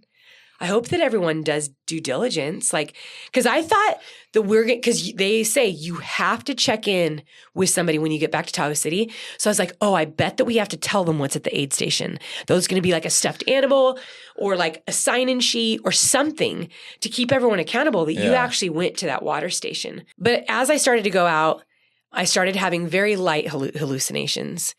And by light hallucinations, it's just that rock looks like a person. That tree trunk looks like a bear, but but you're also extremely aware of it. Mm-hmm. You're not you're not blacking out hallucinations. That's different. Yeah. This is like, oh, geez, like I'm tired. Yeah. Like as of now, I've slept less than an hour in 130 miles into this race. I knew a big piece of it was because of calories. So being calorie deficit was the greater problem than, being tired. I've done 130, 135 mile races before, and I've been fine, not hallucinating. And so I thought I need to somehow eat. I think I had some pieces of pancake with me. I think I tried to get in an energy gel. I did have some calories that section. It maybe was 100 or 200 calories, but I knew I can't continue to hallucinate. It is now the cool of the day. It's in the early morning now. And I knew it was going to be getting hotter. And if I didn't get calories in, the hallucinations were only going to get worse. I made my way to that turnaround. When I got back to Tahoe City, I grabbed another pancake. I changed my shoes into the Zagamas, and I very quickly left. And at that time, I decided I'm going to change the frustration that I feel. If I'm so frustrated about how slow I'm going, and on that out and back, I did pass 2 and 3, or they were coming at me. Yeah, they came at And I calculated that second place was 8 miles ahead of me and third place was 6 miles ahead of me, roughly. And so that kind of got me excited because I thought, in the grand scheme of things, 6 miles ahead of me in a 200-mile race is not much. A lot of race left. And if we're all moving at the same pace, all I have to do is move a minute per mile faster than you, and I'm gonna catch you. And so I started doing the math, which I love doing math in my head when I race. It keeps me occupied and really engaged with what I'm doing. It's so funny because in real life you hate math. I do. And then in your racing, right. You do math. I'm obsessed with it to the point I annoy my pacers and my crew. It's crazy. I'm doing all kinds of different calculations to the point I think that I actually confuse people. What kind of calculation is that? It doesn't even make sense. It doesn't even make sense. But I start doing calculations, and to me they make sense. But yeah. I left for the next 19-mile section. Now I'll tell you what, guys, this was probably the most brutal section of the entire race. And it was hard for me as a runner doing this. I'm climbing up back to Brockway. It's a big, I think it's close to 4,000 feet of climbing back to Brockway. And as I'm climbing, now I'm seeing a lot of other racers that are making their way down to Tahoe City to go and do that 8-mile out and back. So these are people who are 10, 15, 20 miles behind me, maybe more than 20 miles. And as I'm making my way up, I'm 5 miles in, I'm feeling that the temperatures are rising, and it feels pretty harsh, almost like a hot blanket. It's like a dryness, but also a little bit of a humidity, and it's exposed. And as runners are coming down toward me as I'm climbing up, they're asking, Sally, how long until the aid station?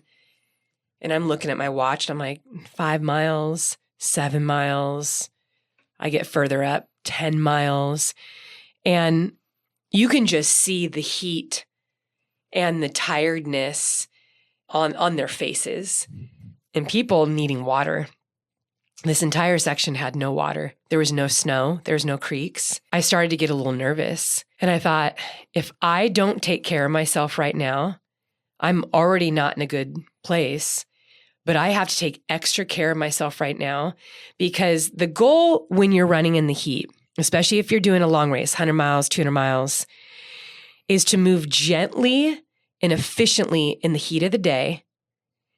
But at night, that is where you move.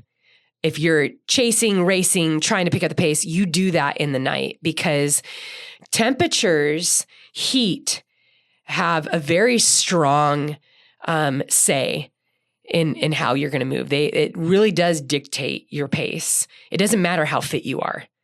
If you are frying your system, if you get heat exhaustion, heat stroke, your race is over. I know you haven't done this, but a strategy for some of these races that are long distances like this, Mm-hmm. I know you've talked about it, but some people literally sleep during the hottest sections. Yes. And then so they're awake and ready to rock. Yes. And that's night. very wise. Yeah. If you fall into an aid station at that time, do it.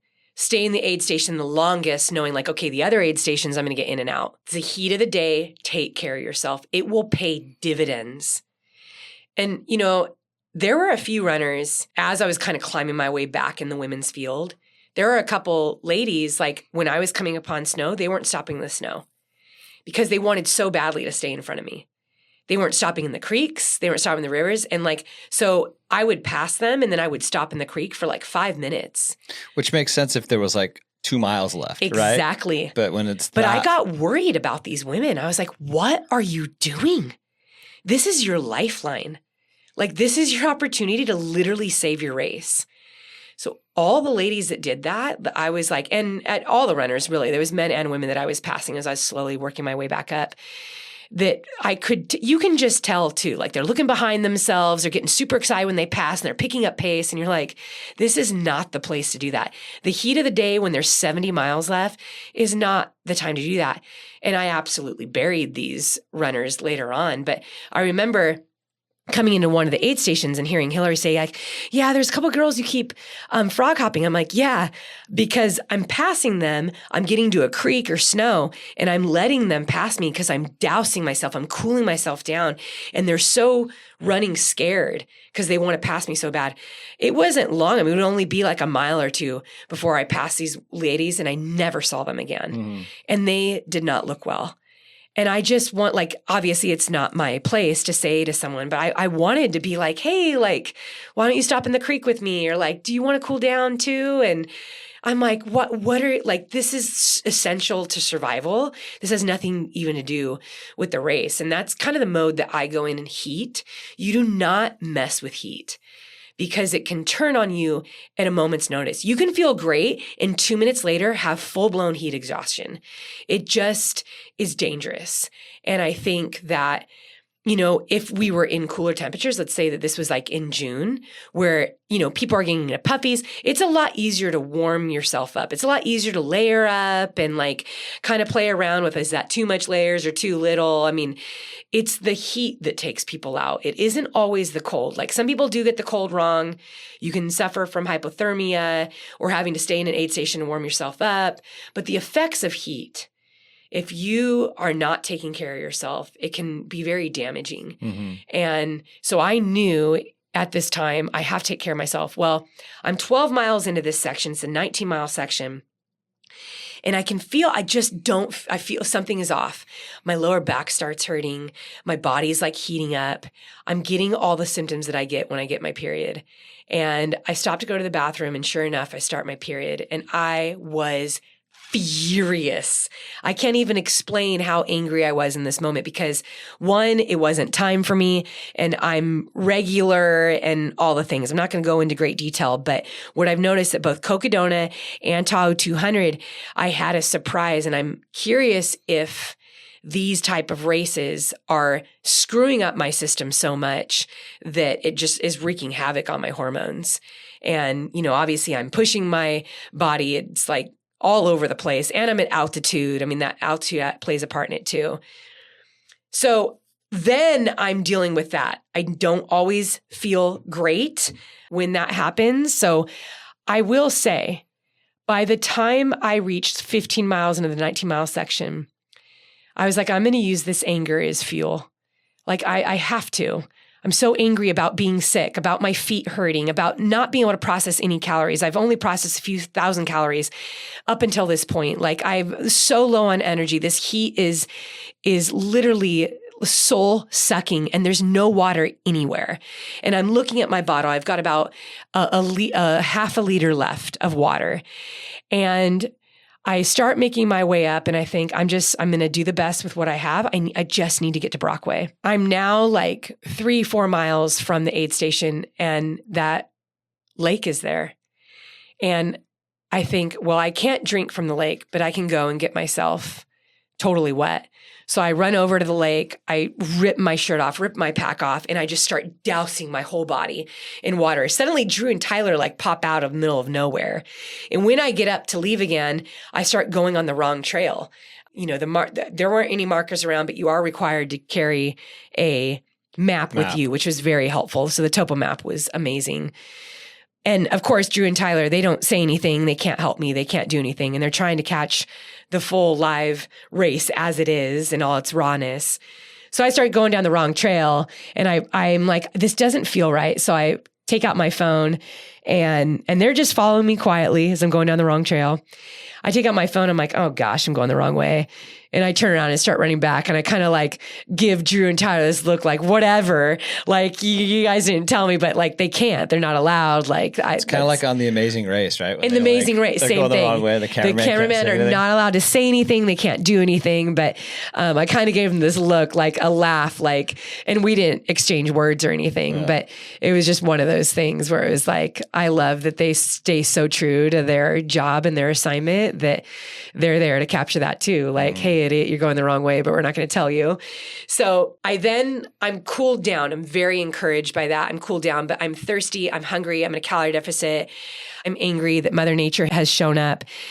I start running down this single path, and I do start picking up the pace, because what I know to be true in the heat, in those moments that you feel good when your body is cool and I'm entering some shade, I'm like, I need to move as efficiently as possible. I need to get to the aid station. I need to get out of this heat. I then hit this big, huge flower bed, this big meadow, and it's these giant yellow flowers. They're so beautiful, and the ground is moist, and I think there is water around here. And like a predator, I'm looking all around. And sure enough, I can hear like a stream, like a brook. I'm like, it's rushing. There's rushing water. Are you sure you were not hallucinating? The yellow flowers, oh my the gosh, brook. right? No, everything was real? I had taken enough calories. Thankfully, this whole section, I did not hallucinate. I had taken care of that with the calories and the slowing down back at Tahoe City. Like I knew what I needed to do to alleviate that. And so at this point, no, I didn't have any hallucinations. But I found this creek, and the water, I mean, you want the water rushing in the mountains. You cannot drink still water. And it was rushing just enough. And I dropped down on my knees in this mud, and it's like bubbling over these rocks. And I just stick my face in there and I start drinking. I probably drank like a liter of water. It was life-giving. So I was so grateful for it. And then I just took off for the aid station, and I only had a couple miles to run. And when I came into you, I wasn't as wrecked because I had just had some water. I had just doused myself in that lake. But I told you, I need to change my clothes. I need to eat. And you handed me the most amazing smoothie that was like heaven. I think I drank that thing in like a minute. Sucked that thing down. You whipped out a yellow Gatorade. Now, mind you, people, I never drink Gatorade. A cold yellow Gatorade. But how nostalgic. So good. Is Gatorade to all of us. So like good. Every soccer game, every sporting event, like we all grew up with Gatorade. And I'll tell you what, sometimes it just sounds amazing. Oh, so good. It became my number one source of fuel was the Gatorade and the smoothie. Yeah. So this is smoothie, This is Brockway Summit was 156. So 156. The smoothie, the Gatorade, and then a cold sparkling water. Okay, sparkling water is 0 calories. Those were your three, like they just got you refreshed. Yeah, it got me refreshed. I changed and I told Eddie, I can't sleep in aid stations. This Brockway is a sleep station, but I always take Eddie by the hand. I'm like, I can't sleep unless you're sitting next to me. Like there's just something about it. This one was interesting though, because the way that this aid station was set up, it was literally on this road that was like a public road that people can drive. Yes, people can drive, and motorcycles. Yeah, so you're trying to like sleep, and you're like laying down. All of a sudden, this guy's just ripping by this motorcycle. Like, yes, it was not ideal. Pop my head out of the tent and look at like Jason and Drew. I'm like, what's going on? But for our listeners, the aid stations were incredibly difficult to set up in these mountains. No, I mean, you're in high country, you're out there, and so where they had the aid stations was like, this is what we got. This is what's possible. Yep. And because they're trying to bring in bathrooms, they're bringing in RVs, they're bringing all this food and ovens and stoves and barbecues, and like they're really trying to set up something for you to be taken care of. For sure. And so we go over there. I just had the smoothie. I had the sparkling water. I lay down on the cot and I just toss and turn. I mean, it was like 8 minutes. And I sit up and I ask you, how far ahead is F3? Mm-hmm. And you were like, dude. Gosh, she's like, what was like an hour, right? I don't even think it was that. You're like, dude, she's maybe 3 miles ahead of you. Yeah, Sally. It was less than an hour. Right around, if it was like 20 minutes a mile, like, right around an hour. Yeah. Maybe a little less. And I thought, okay, I just had a smoothie. I can't sleep.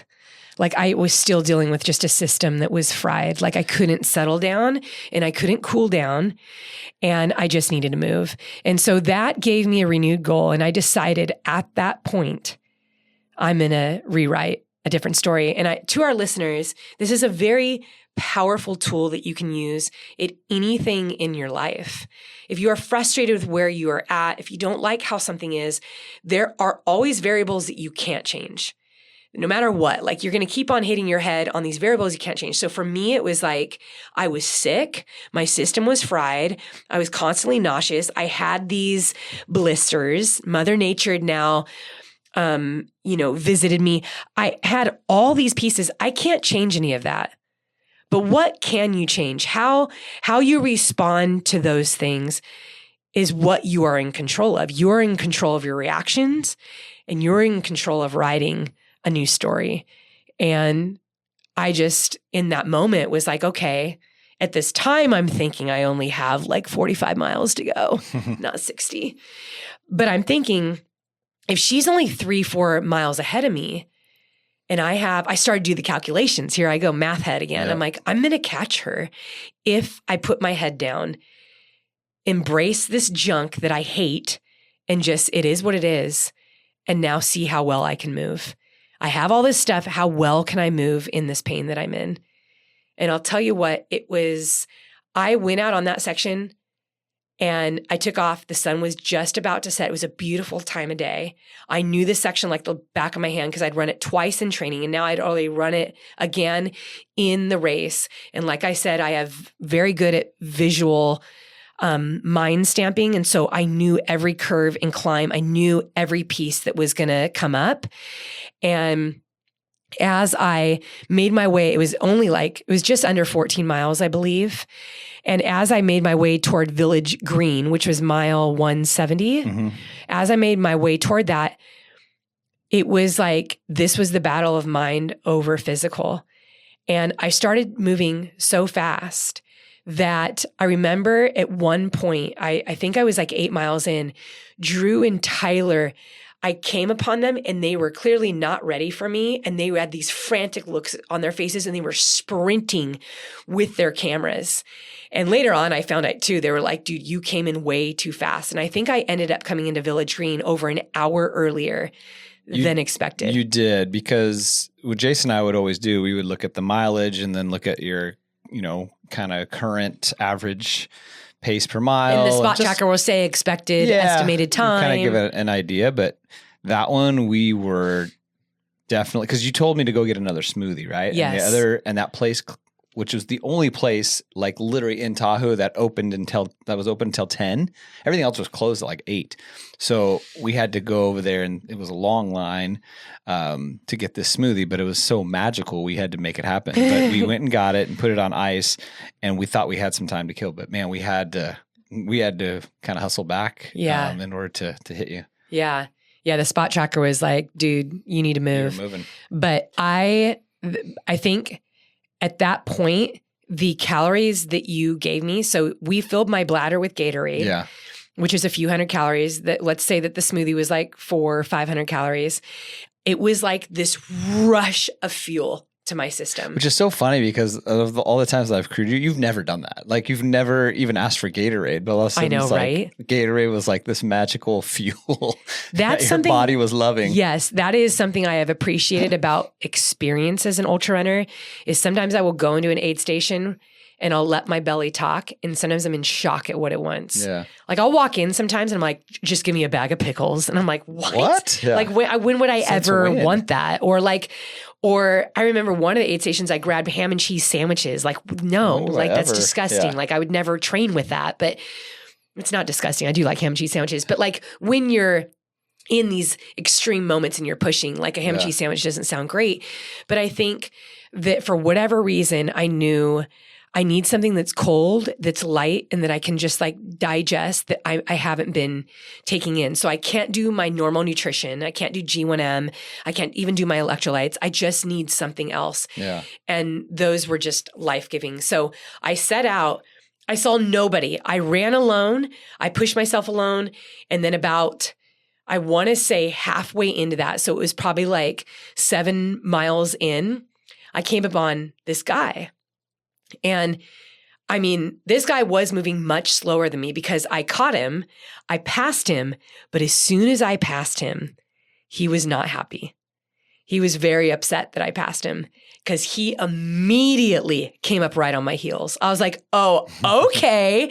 Well, the thing was that we were on a downhill, and downhill is my jam. And for whatever reason, I was so grateful that this guy was there because he just like lit a fire in me where I was like, yeah, buddy, you want to keep up? Okay. Yeah, come on, keep up with me. And I just started picking up the pace, and I was having so much fun. And I'd pick up the pace and he'd pick up the pace. And like for over a mile, That's awesome. This guy was trying to track with me. Now, if I come upon you and I pass you, like that means you have been running much slower than me for a while. And so there was also a fire lit in him where he was like, it's probably good for him. He was stoked too. Yeah, he's like, yeah, because right. now the sun's setting.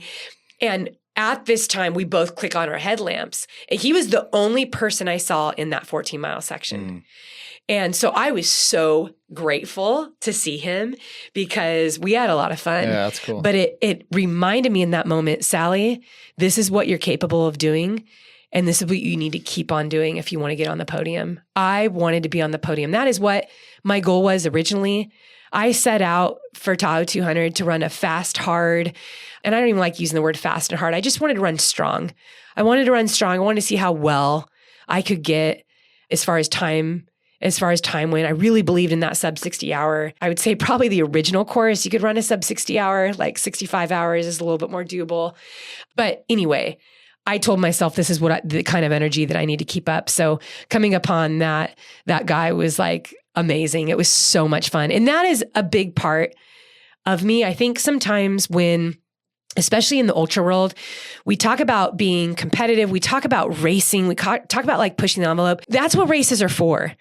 There's nothing wrong with passing people, with being competitive, with hunting people. Like I know sometimes, and I'll get comments sometimes and be like, oh, I just feel so bad. And it's so sad. And like that other person was working so hard. And like, gosh, that's like so harsh of you. And I'm like, what? Like, that's why we race. I don't train for 6-7 months to go and hold hands with someone across the finish line. Like that's what we do in training. That's what we do after the race, before the race. Like if you want to get the best out of yourself, like you want people that are better than you at the start line.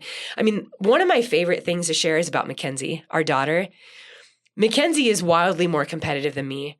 I don't know anyone that is, I mean, you meet her, she's sweet. She's like quiet thunder. She's like a freaking volcano, dude. Mm-hmm. She has been in races where she wins outright. She will win by a landslide.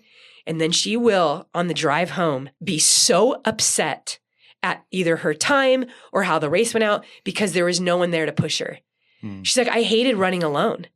I could have ran that faster if there was girls faster than me. Like she understands the spirit of competitiveness and how when we push each other, when we get up elbow and elbow with each other, that's when the best of us comes out. Because we are literally calling upon each other. Dude, keep up with me. Stay with me. Get in front with me. Let's see how fast we can do this thing.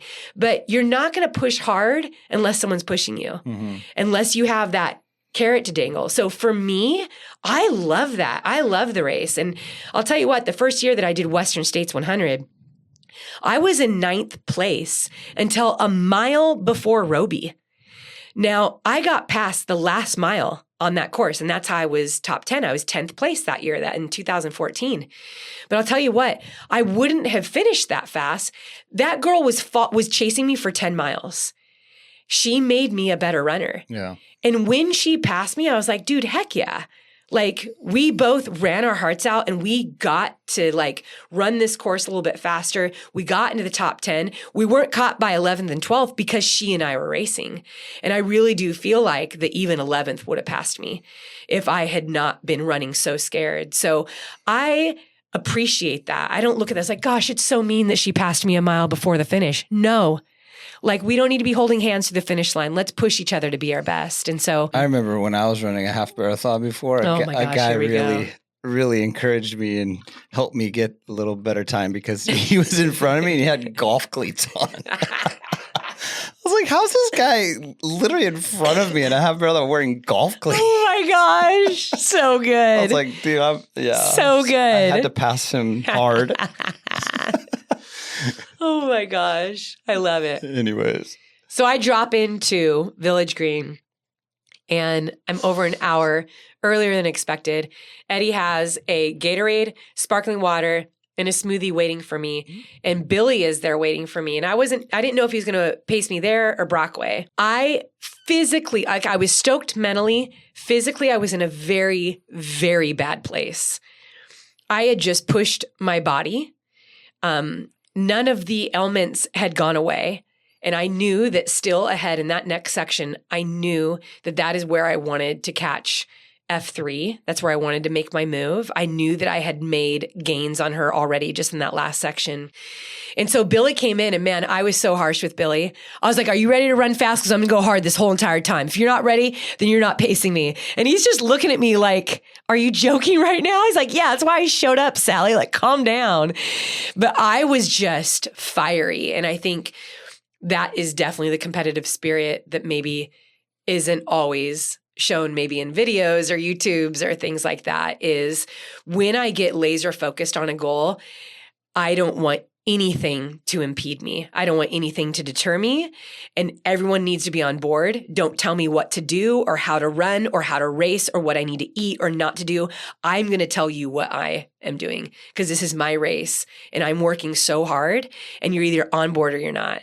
And so I laid into Billy all of that. And he's just like, dude, what is your problem? And I think at one point I look at him, I'm like, I just started my period, man. And I remember it was Drew, Tyler, Eddie, Jason, and Billy. They all just stare at me in complete silence, like, okay, like she is on a tear and we need to not respond to that right now. Like it was kind of funny. Like I look back and I laugh, but I remember too, after the race too, I did tell like Jason and Tyler and Drew, like everyone, I was like, I'm so sorry for how I was at Village Green. I go, but when I'm fired up, like sometimes I'm a little too passionate. Yeah. I think for all of us too, when you eventually left, I think it was, we kind of looked at each other like, all right, like we like this, like getting fired up and going, chasing down third place. That's like, what Drew and Tyler said. They were we were like, up. this is exciting. It wasn't like, like some passion and it was late at night. Another reason why it's great having a crew full of guys because you guys don't get emotional. No, it was like great. There was no emotions. They were like, okay, heck yeah, dude. Like, let's do this. Last 30 of the race, like getting into it and getting all fired up. And all of you present have known me for a very long time. Yeah. Drew and Tyler have had a deep dive into knowing me because they have been there in some of the lowest. The last year it's like, we're like family now, guys. Like they've seen everything. Well, and I think they too really appreciated that moment simply because all of last year they followed you and chronicled your Choose Strong project where you were just like, I'm just trying to finish these races. And so it was a death walk. Yeah. For you at this moment, for them capturing this, you were like really fired up to get on that podium and like, let's race. And, you know, so that was like a different side of you that they haven't been able to capture. I'm like, dude, this is what I'm like when I race, dude. So like I don't mess around. And, you know, and I look back on my career and I think of all the stories of getting on the podium or races that I've won all over the world. And I'm like, yeah, that's what I do. I go into that mode where you have to be obsessed and hyper-focused on your goal. Like this is what you trained for. Do not regret anything. If you don't overthink it. I think that happens a lot too. And sometimes we can get too emotional and overthink things and like want to people please. You can't do that. Yeah. You have to be all in and just go. And so in those moments, I don't get, you know, too attached to what it is that I'm saying. I just shoot straight and you're either on board or you're not, but this is what I'm doing. Yeah. And thankfully, Billy being the most gracious, kind, loving friend, he knows that about me too. He knows how to put up with it. And he was incredible that section. We hammered up that climb. It was a big climb. It was like 5-6 miles straight of just climbing. And it was pitch black. On one side of the mountain, it was ripping wind. So I'm like putting on my jacket, taking my jacket off. But as we are pushing, he keeps telling me, Sally, you cannot blow up, dude. Like, you do need to slow down. And I'm just like, no, this is my race. Like, I'm continuing to like just bite at him. I was like, I want to pass her in this section. He's like, you will. He's like, you're moving so wisely. But he's like, but you remember, you have a lot of race left. And I think part of my irritation too, and why I was so sharp, was I was hurting so bad. Yeah. I was in so much pain. And I think sometimes when we are in physical pain, we can become irritable and we want to kind of turn into ourselves. We just kind of like, it's like you want everything to shut up. It's like, if you've ever had a really bad migraine, it's like you want the lights to turn off and you want everyone to stop talking. You want all the noise to go away. And you just like, you kind of have to sit in the darkness with that horrific migraine. And sometimes that migraine makes you want to vomit because it's so bad. And I know a lot of our listeners can relate to that. And that is kind of where I go when I'm in pain, is because Billy towards the end of the section was like, do you want me to pace you for the next, from Spooner to the finish? Which I made a huge mistake here, but I told him no. And the reason why I said no was because I was in such deep physical pain. I just needed to be alone in the pain and be quiet in my mind. We came down, I think it's like the last 2 miles. I was telling Billy, I was like, I know that F3 knows that we're chasing her. I mean, because I know she had a pacer, and I only had a pacer for 60 miles of the whole race. Like most everyone up front had a pacer the whole time you could have a pacer.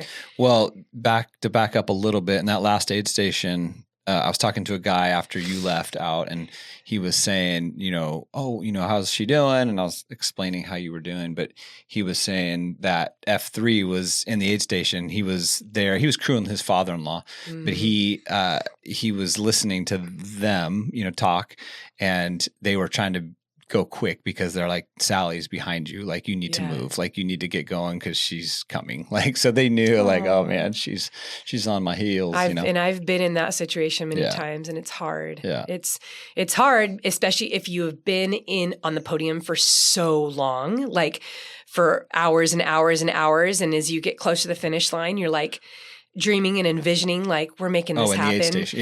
Yeah. I mean, it's hard. And I think, you have these spot trackers. So the pacers are getting on the spot tracker, or your crew is getting on the spot tracker, and they're like, hey, like, I don't know if it's updated correctly, but it looks like they're close. They're getting close. And you can see their pace per mile.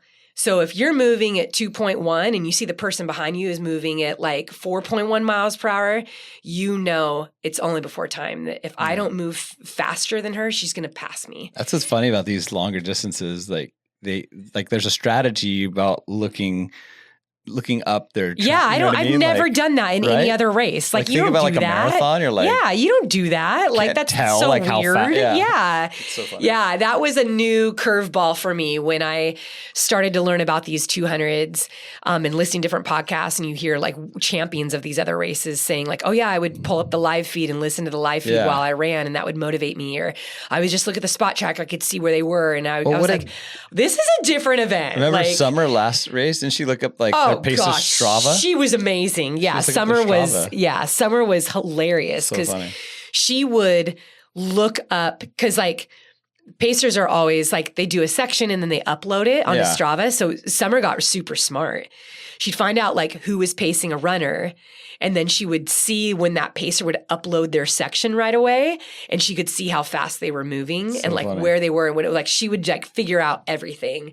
And so when I was with her, and that was where that, if you listen to the last episode, our Cocodona one, where past Gap and Berry, that whole discussion came out. But she was so great at that. But I just felt like, wow, my whole world is opened up to this new type of racing where you are able to strategize and kind of gauge like pace, effort, everything, or even sleep. If you're like, okay, the girl behind me is 8 hours behind me, or the girl behind me is 20 miles behind me. So I think I can risk sleeping for 40 minutes. That's not going to do anything. Like, that will actually help me. But oh my gosh, the girl's 3 miles behind me. I can't sleep. I got to go. Yeah. Like I need to do what I need to do. We were about 2 miles from finishing this section. So we're 2 miles from Spooner aid station. Spooner was mile 188.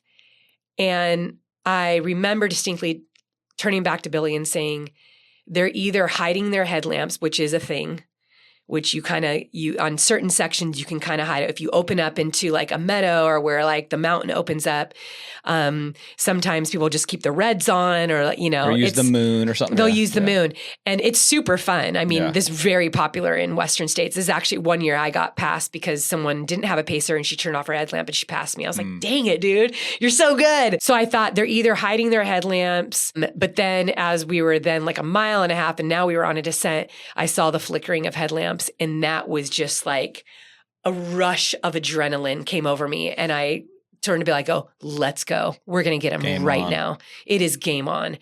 And so we pick up the pace, and Billy, he has such a big, compassionate heart. I love his heart, but he too is like, we should talk about how we, should pass. And I was like, well, there's two things that can happen, because in races, like, I'm very much a people person. Like, if I ask a question, then I'll stay with the person and we'll run together, and we'll kind of like, let's all run into the aid station together. And like, then I'll eventually pass you, or like, we'll be friends and run for a while. Like, that has definitely happened to me before. And I'm like, that's not what we're doing. Like, we can't make friends. Like, Billy, I'm in so much pain. I've been working so hard for this moment. Like, we have to pass gently and with great focus. Like, and so we started talking about like this trip that he was doing. He's doing a camp at UTMB, or it's on the UTMB course, like before UTMB. So we started like talking about that, and we got closer and closer. Now it's like you're 200 meters away, and I can see like that she's moving much slower, and the pacer keeps turning around. I'm like, oh, like my heart is just like, the moment's coming. And then right as we get next to them, Billy or one of us was kind of like talking, but I just remember this moment where like our shadows kind of like blended together, and we did a very quick like greeting, but we moved very fast.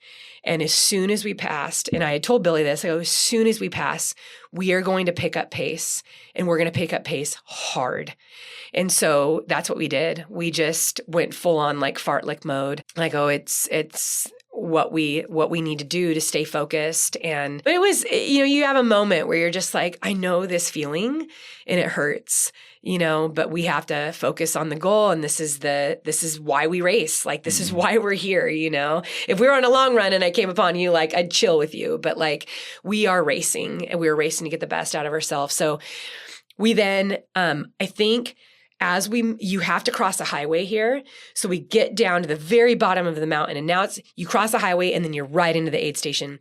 And it had to have been like maybe her husband or her crew chief or like someone there. Cause as we were coming down, Billy and I were talking, and I just see this guy with like this stoic look on his face, like looking It's probably her pacer, because there was no crew there. Oh, okay. Yeah. Then it had to be like her pacer, but he's looking just right at me. Like, he's and like, his you're face, not. yeah. And you could just see his face like look sad. And I was like, oh man. Yeah. So I like didn't say anything. And then we get into the aid station, and I tell Billy like, yeah, I'm going to do this next section on my own, which is definitely a decision that I regret, because I now I think this is the part in my physical body where I knew I was redlining, like full-blown redlining. Like, you could hear it in my breath, like I'm breathing really hard. My legs are still great, but my immune system, because now more than 60 hours has passed. Beyond that 60-hour mark, you just know that the body, even if it was healthy, is experiencing a massive breakdown in the immune system. And my immune system was already broken. And now it had been 2 nights of no sleep. I'm in a massive calorie deficit. So I've had 2 smoothies and 2 Gatorades in the last 12 hours. Like, I am burned up from head to toe. I took what I could from the aid station, and I looked at the crew chief volunteer, and I said, how long ago did F2 leave? And he's like, oh, you're looking at like 45, 60 minutes. And I start doing the calculations. I was like, I think I can catch her. I'm going to go catch her. I will catch F2. And I take off. I run like the entire stretch up. It's like a 2 or 3 mile stretch. I'm running, power hiking hard. And I just go into like this laser focus predator mode.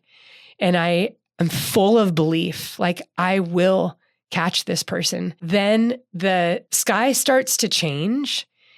And this is where things got really scary for me. Because as the sky started to change, I noticed that like I'd have these moments where suddenly I felt like I was waking up. And I was like, that's weird. And I would look around and I started asking myself, where am I? Oh, yeah, no. I'm in a race. Move forward. Sally, move forward. So then I was having these really weird conversations with myself. And it was almost like I would black out. Like I was so tired. I was so sleep deprived. I started to not remember sections. And then I started just like staring at my phone. I was like, I just need to keep the topo map. Because when I would come to, I would just stare and I'd be like, okay, I need to follow that. But when I would stare at the map, I was like, that doesn't look like it's the out and back. I knew this section so well because Billy and I had run it. I'd run it twice in my training. I knew I was heading straight back to Heavenly. Like it was 18, 19 miles back to Heavenly, 206 miles. But there was this weird loop. And so I'm staring at the map and I was like, where are we going? So then I didn't know if I was dreaming what I was looking at the map. The sun then started to rise. And every 100 yards, I thought I saw Drew and Tyler. And I would start talking to them and they would never talk back to me, but it wasn't them. It was rocks. It was tree trunks. And I would black out, literally black out. And when I would wake up, I wouldn't be laying on the ground or sitting or anything. I would stop. And I think if you look back on my tracker, there's 1 or 2 hours where I've only gone a mile an hour. I don't know how. I think I put 3 or 4 miles on F4 behind me, like right away. Like I put so much time on her, but I think it would have only been time before she would have caught me again because I was moving so slow. And I would be standing in the middle of the trail when I would come to. It was like suddenly light would hit my eyes and I would look around, and a couple times I would kind of be in a logical space in my mind, but words would be coming out of my mouth and I would be talking to trees. So you were like literally talking out loud. I was talking out loud and I'd be like, Drew, is that you? And I would be talking kind of like weird. I wish you had like a GoPro. Like a little kid, yeah. That would have been so funny. You guys, this was maybe one of the scariest moments, I think, in racing for me. It is funny, but it's also very telling about this, what I was saying, the battle of the mind and the body. Our bodies, our physical bodies do want us to stop because it's saying eventually there's going to be like danger. This is too much for me. Yeah. But our brains are like, no, we can do so much more. But there's a point when you deprive it of calories, of sleep, and you're sick and you're pushing it at heat and at altitude that suddenly things just aren't right anymore and you're not thinking straight. And I really battled those final miles. And I would run maybe 1 or 2 miles where I'm like, okay, no, like we're back awake, Sally. Come on. You gotta wake. And I'd start like singing and talking to myself like, stay awake, Sally, come on. And I'd try to like drink or find stuff in my pack to eat, but I was so nauseous. At one point on one of my favorite parts on this course, it's the lookout on Spooner. It's this bridge. I remember Drew and Tyler were there, but I didn't know if it was them. And we laughed about it after the race. But when I came upon them, I was afraid of them. And I kind of like paused and I'm like looking at them with like this weird look. And like I'm moving slowly toward them. And they're, of course, like I said, they don't say anything. Like they don't talk or like anything. They're just there to film. But after the race, they're like, dude, Sally, you were like, it was weird. We were wondering like why you were looking at us so weird. Like we didn't know if you were like mad or afraid or like what was going on. Like you were so out of it. And I was like, honestly, like I thought you were a hallucination because I had seen you like 40 times before that. You were everywhere. So I was just coming on you again, thinking like they're not real when in fact you're real. And that section, Drew got some super cool pictures. And I think they used part of that reel in my finishing reel that they posted, I'm like breathing like crazy, like power hiking. Like you can see this look on my face. I'm so torn up, but like I was hallucinating so bad there. Once I'm looking at my watch, the maps, like everything, you know, I hit 206 miles, 210 miles, 212 miles, and I'm now on territory I don't even know about. There's different colored markings. There's like red flags. There's like, I'm not seeing anybody. Cause at this point, I don't realize that I'm like in the top 11. I'm still third female. There's not a lot of people around. Yeah. And so I am just glued to my map, which is making me move very slowly. And anybody that's on the trail coming toward me, I just keep saying, is it this way to Heavenly? And I'm just staring at my map, and it is, I'm going the right way, but I'm so unsure of myself and like what I'm doing. And it just became a very emotional time for me because I realized that all my systems had done everything they can, everything they possibly could to get me to the finish line. And now the finish line is further. And I didn't know that. And the map that I had studied and everything that I had known, like it's different. And so this little voice inside of me is just like, oh my gosh, like, how am I going to make that? How am I going to keep going? Like, I don't know how long this race is anymore. And I got a little afraid, and I'm everything is just like breaking down. I haven't eaten very much since that last aid station. I probably had like 200 calories from the last aid station. I'm going on complete fumes. I'm now climbing back up into higher altitude too. When I finally realized that I was like a mile away, there was like some volunteers or someone from the race that had thankfully given me encouragement, like, you're going the right way, Sally, kind of like yelled out to me. It was like very emotional for me because I was like, I am going to make it. But in this time too, I just couldn't stop looking behind me. I was like, she's going to catch me. So I'm running scared, and I'm praying that I don't black out again. I'm praying that I can just like keep moving forward, and that I can stay upright, that I can keep taking a breath, that like, you know, pain is like whatever at this point, like pain in my feet, like pain everywhere, like the nausea, like I just want to get to the freaking finish line. Like I want to finish this thing. And yes, I've thrown out the window now that this race was nothing that I hoped it to be, is nothing what I trained for. Like I just need to get to this finish line. And then it's like half mile left. And at half mile left, I can now see that finish line, and people start cheering as I'm making my way down those final switchbacks. And I don't know what it was, but I just was so overwhelmed with emotion and running and jumping over that finish line. It was truly a celebration of triumphing over that. But then I like crumbled to the ground and I just cried. Yeah. Cause it was an emotional journey for me. Totally. It was feeling every weakness in me. I don't think that I finished mentally strong. Like I was so broken in every way and very disappointed. I mean, I really regretted not taking Billy because I feel like if he was there, he would have kept me moving. He would have been like, eat, like, let's move, let's move, move. And I really believed I was getting closer to the next, you know, to F2. And so it was just like, crossing that finish line was a celebration. I've never been so proud of being on the podium in third place. I've never been so broken and depleted. And I think throughout the race too, I had to weigh what my recovery was going to be. I mean, you can probably hear it in my voice. I'm sick, you know, and I had to get on antibiotics, had sinusitis and bronchitis, but I expected that, and had to see a doctor.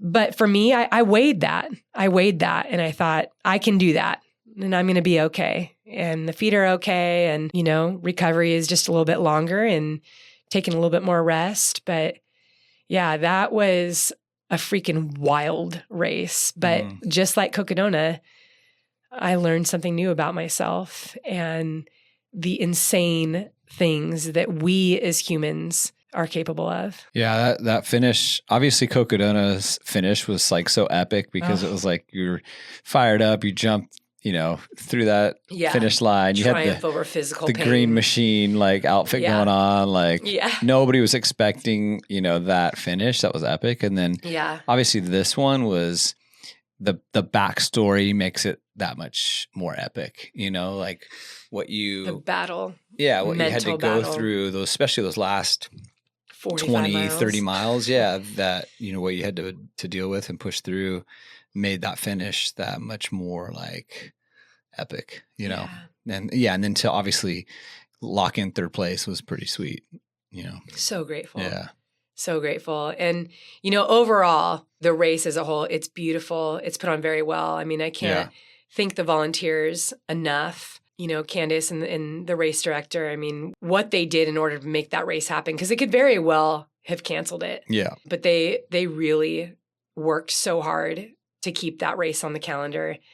I think next year, the original course is supposed to be back in play.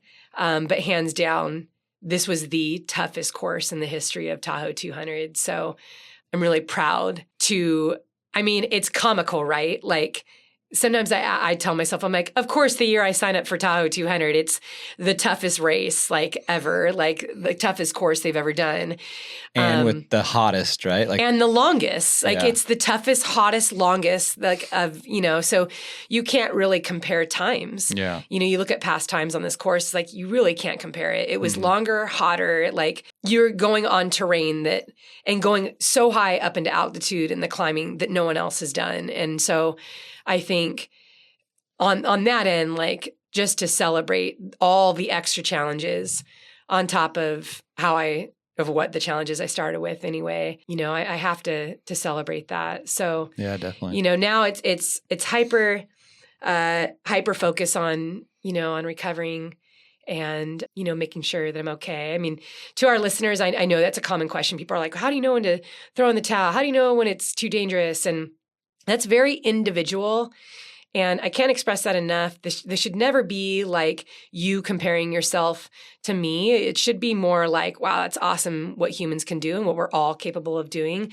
But you have to remember, like, this has been a journey that I've been on for many, many, many years. So learning about my body, feeling out my body. I mean, I know my body so well. So I know what I can handle and what I can push through. I have rules too, especially as a mom. Like if my organs are in danger, so obviously if I'm dealing with rhabdo and like I'm, there's blood coming out of places that should not be, I got bones sticking out, like, come on, like that's just not wise. But, when it comes to blisters and vomiting and diarrhea and just not feeling great, like I know how to deal with that. Was I like that at the beginning of my ultra career? No, that stuff scared me. I DNF'd all the time for that. And like I didn't know what the heck was going on. But then as time goes on, you start to learn like, oh, these are signs that I need to change something. Like these are signs I need to slow down or that I need to eat or that I need to rest or like, okay, yeah, it doesn't feel comfortable, but like I can move at this pace when I don't feel this comfortable. Like there are little adjustments that you start to learn about yourself. And so I knew from me, I do understand the immune system. And I thought, well, worst case scenario is that this turns into pneumonia, which I do not want. And so I really had to pick and choose how much and when I was pushing.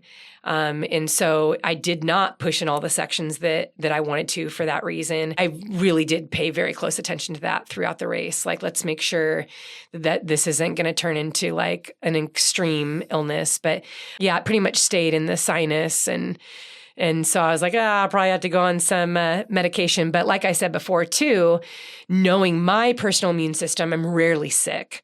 And so that was just the risk that I was willing to take. I knew that I would be able to recover well from it. But race number 2 is done. 2 more to go. Check it off the list. Yeah. And only 9 more days, you get to toe the line.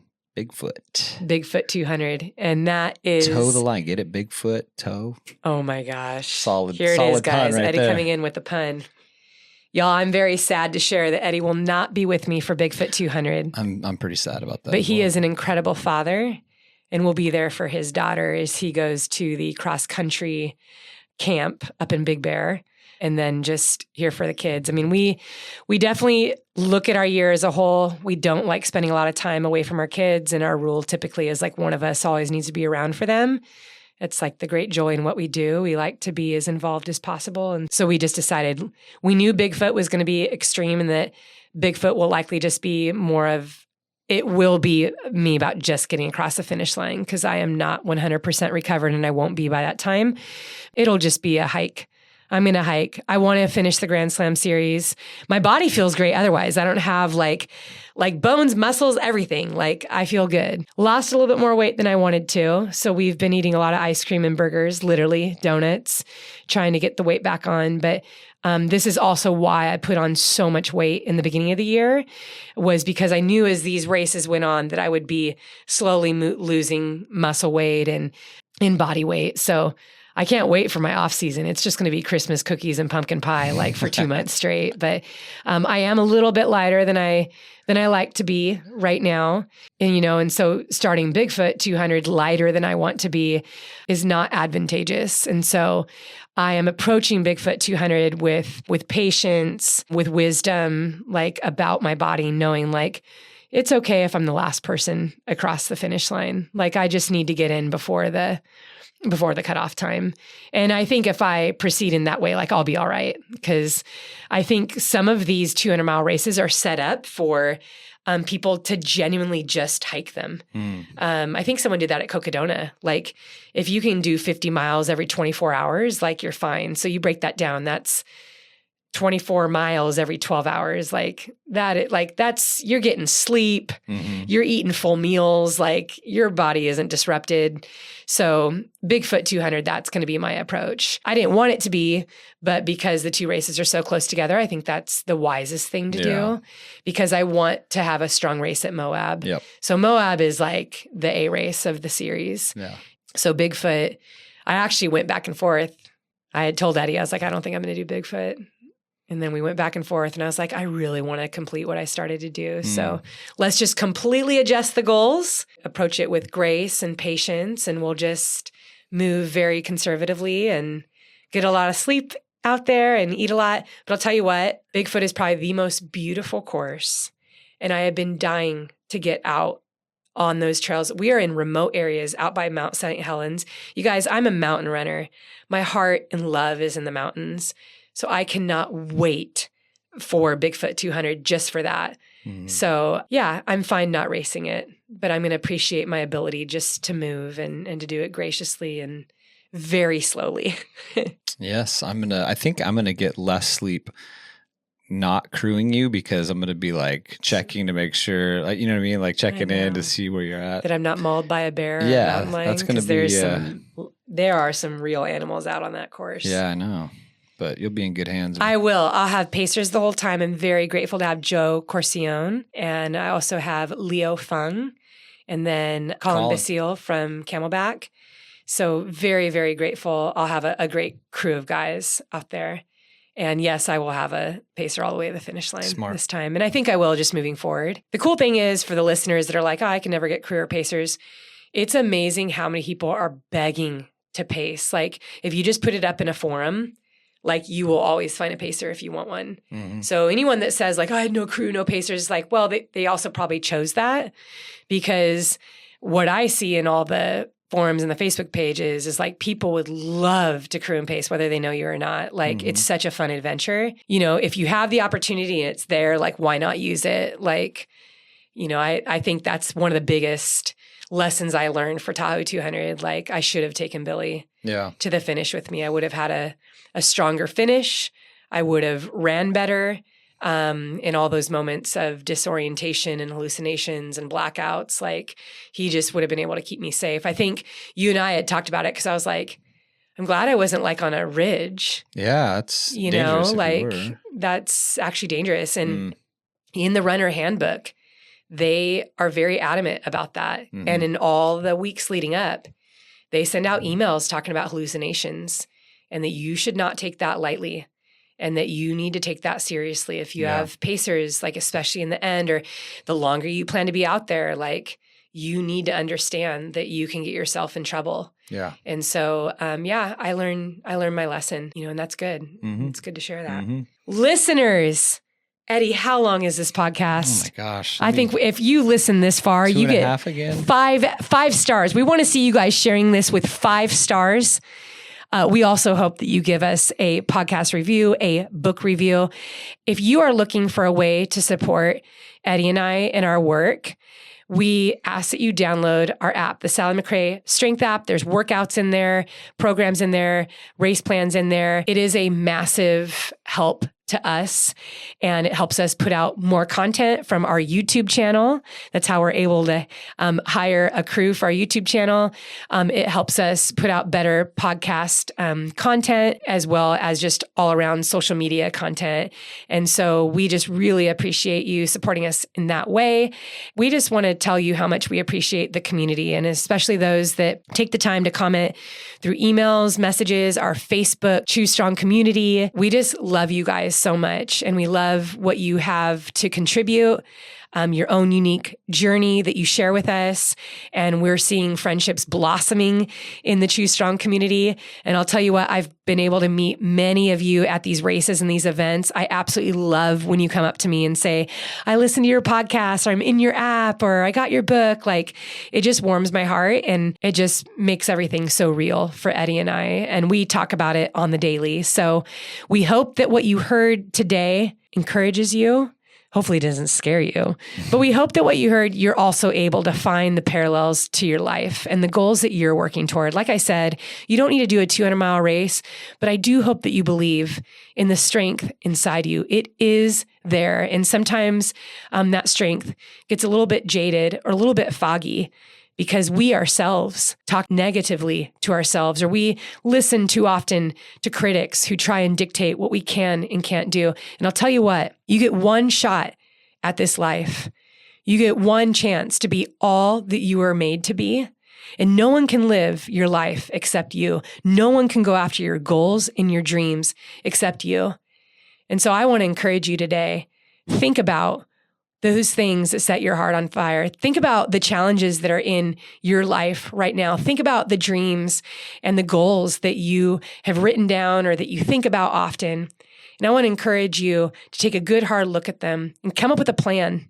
What are the steps that you're taking to work toward those goals, to make those things happen? What are the steps that you're taking to become better, stronger, and more confident in who you are? I hope that you surround yourself with good people who love you. And if you don't have anyone, I just want you to know that Eddie and I love you, and we're here for you. We appreciate you, and we hope that you keep choosing strong.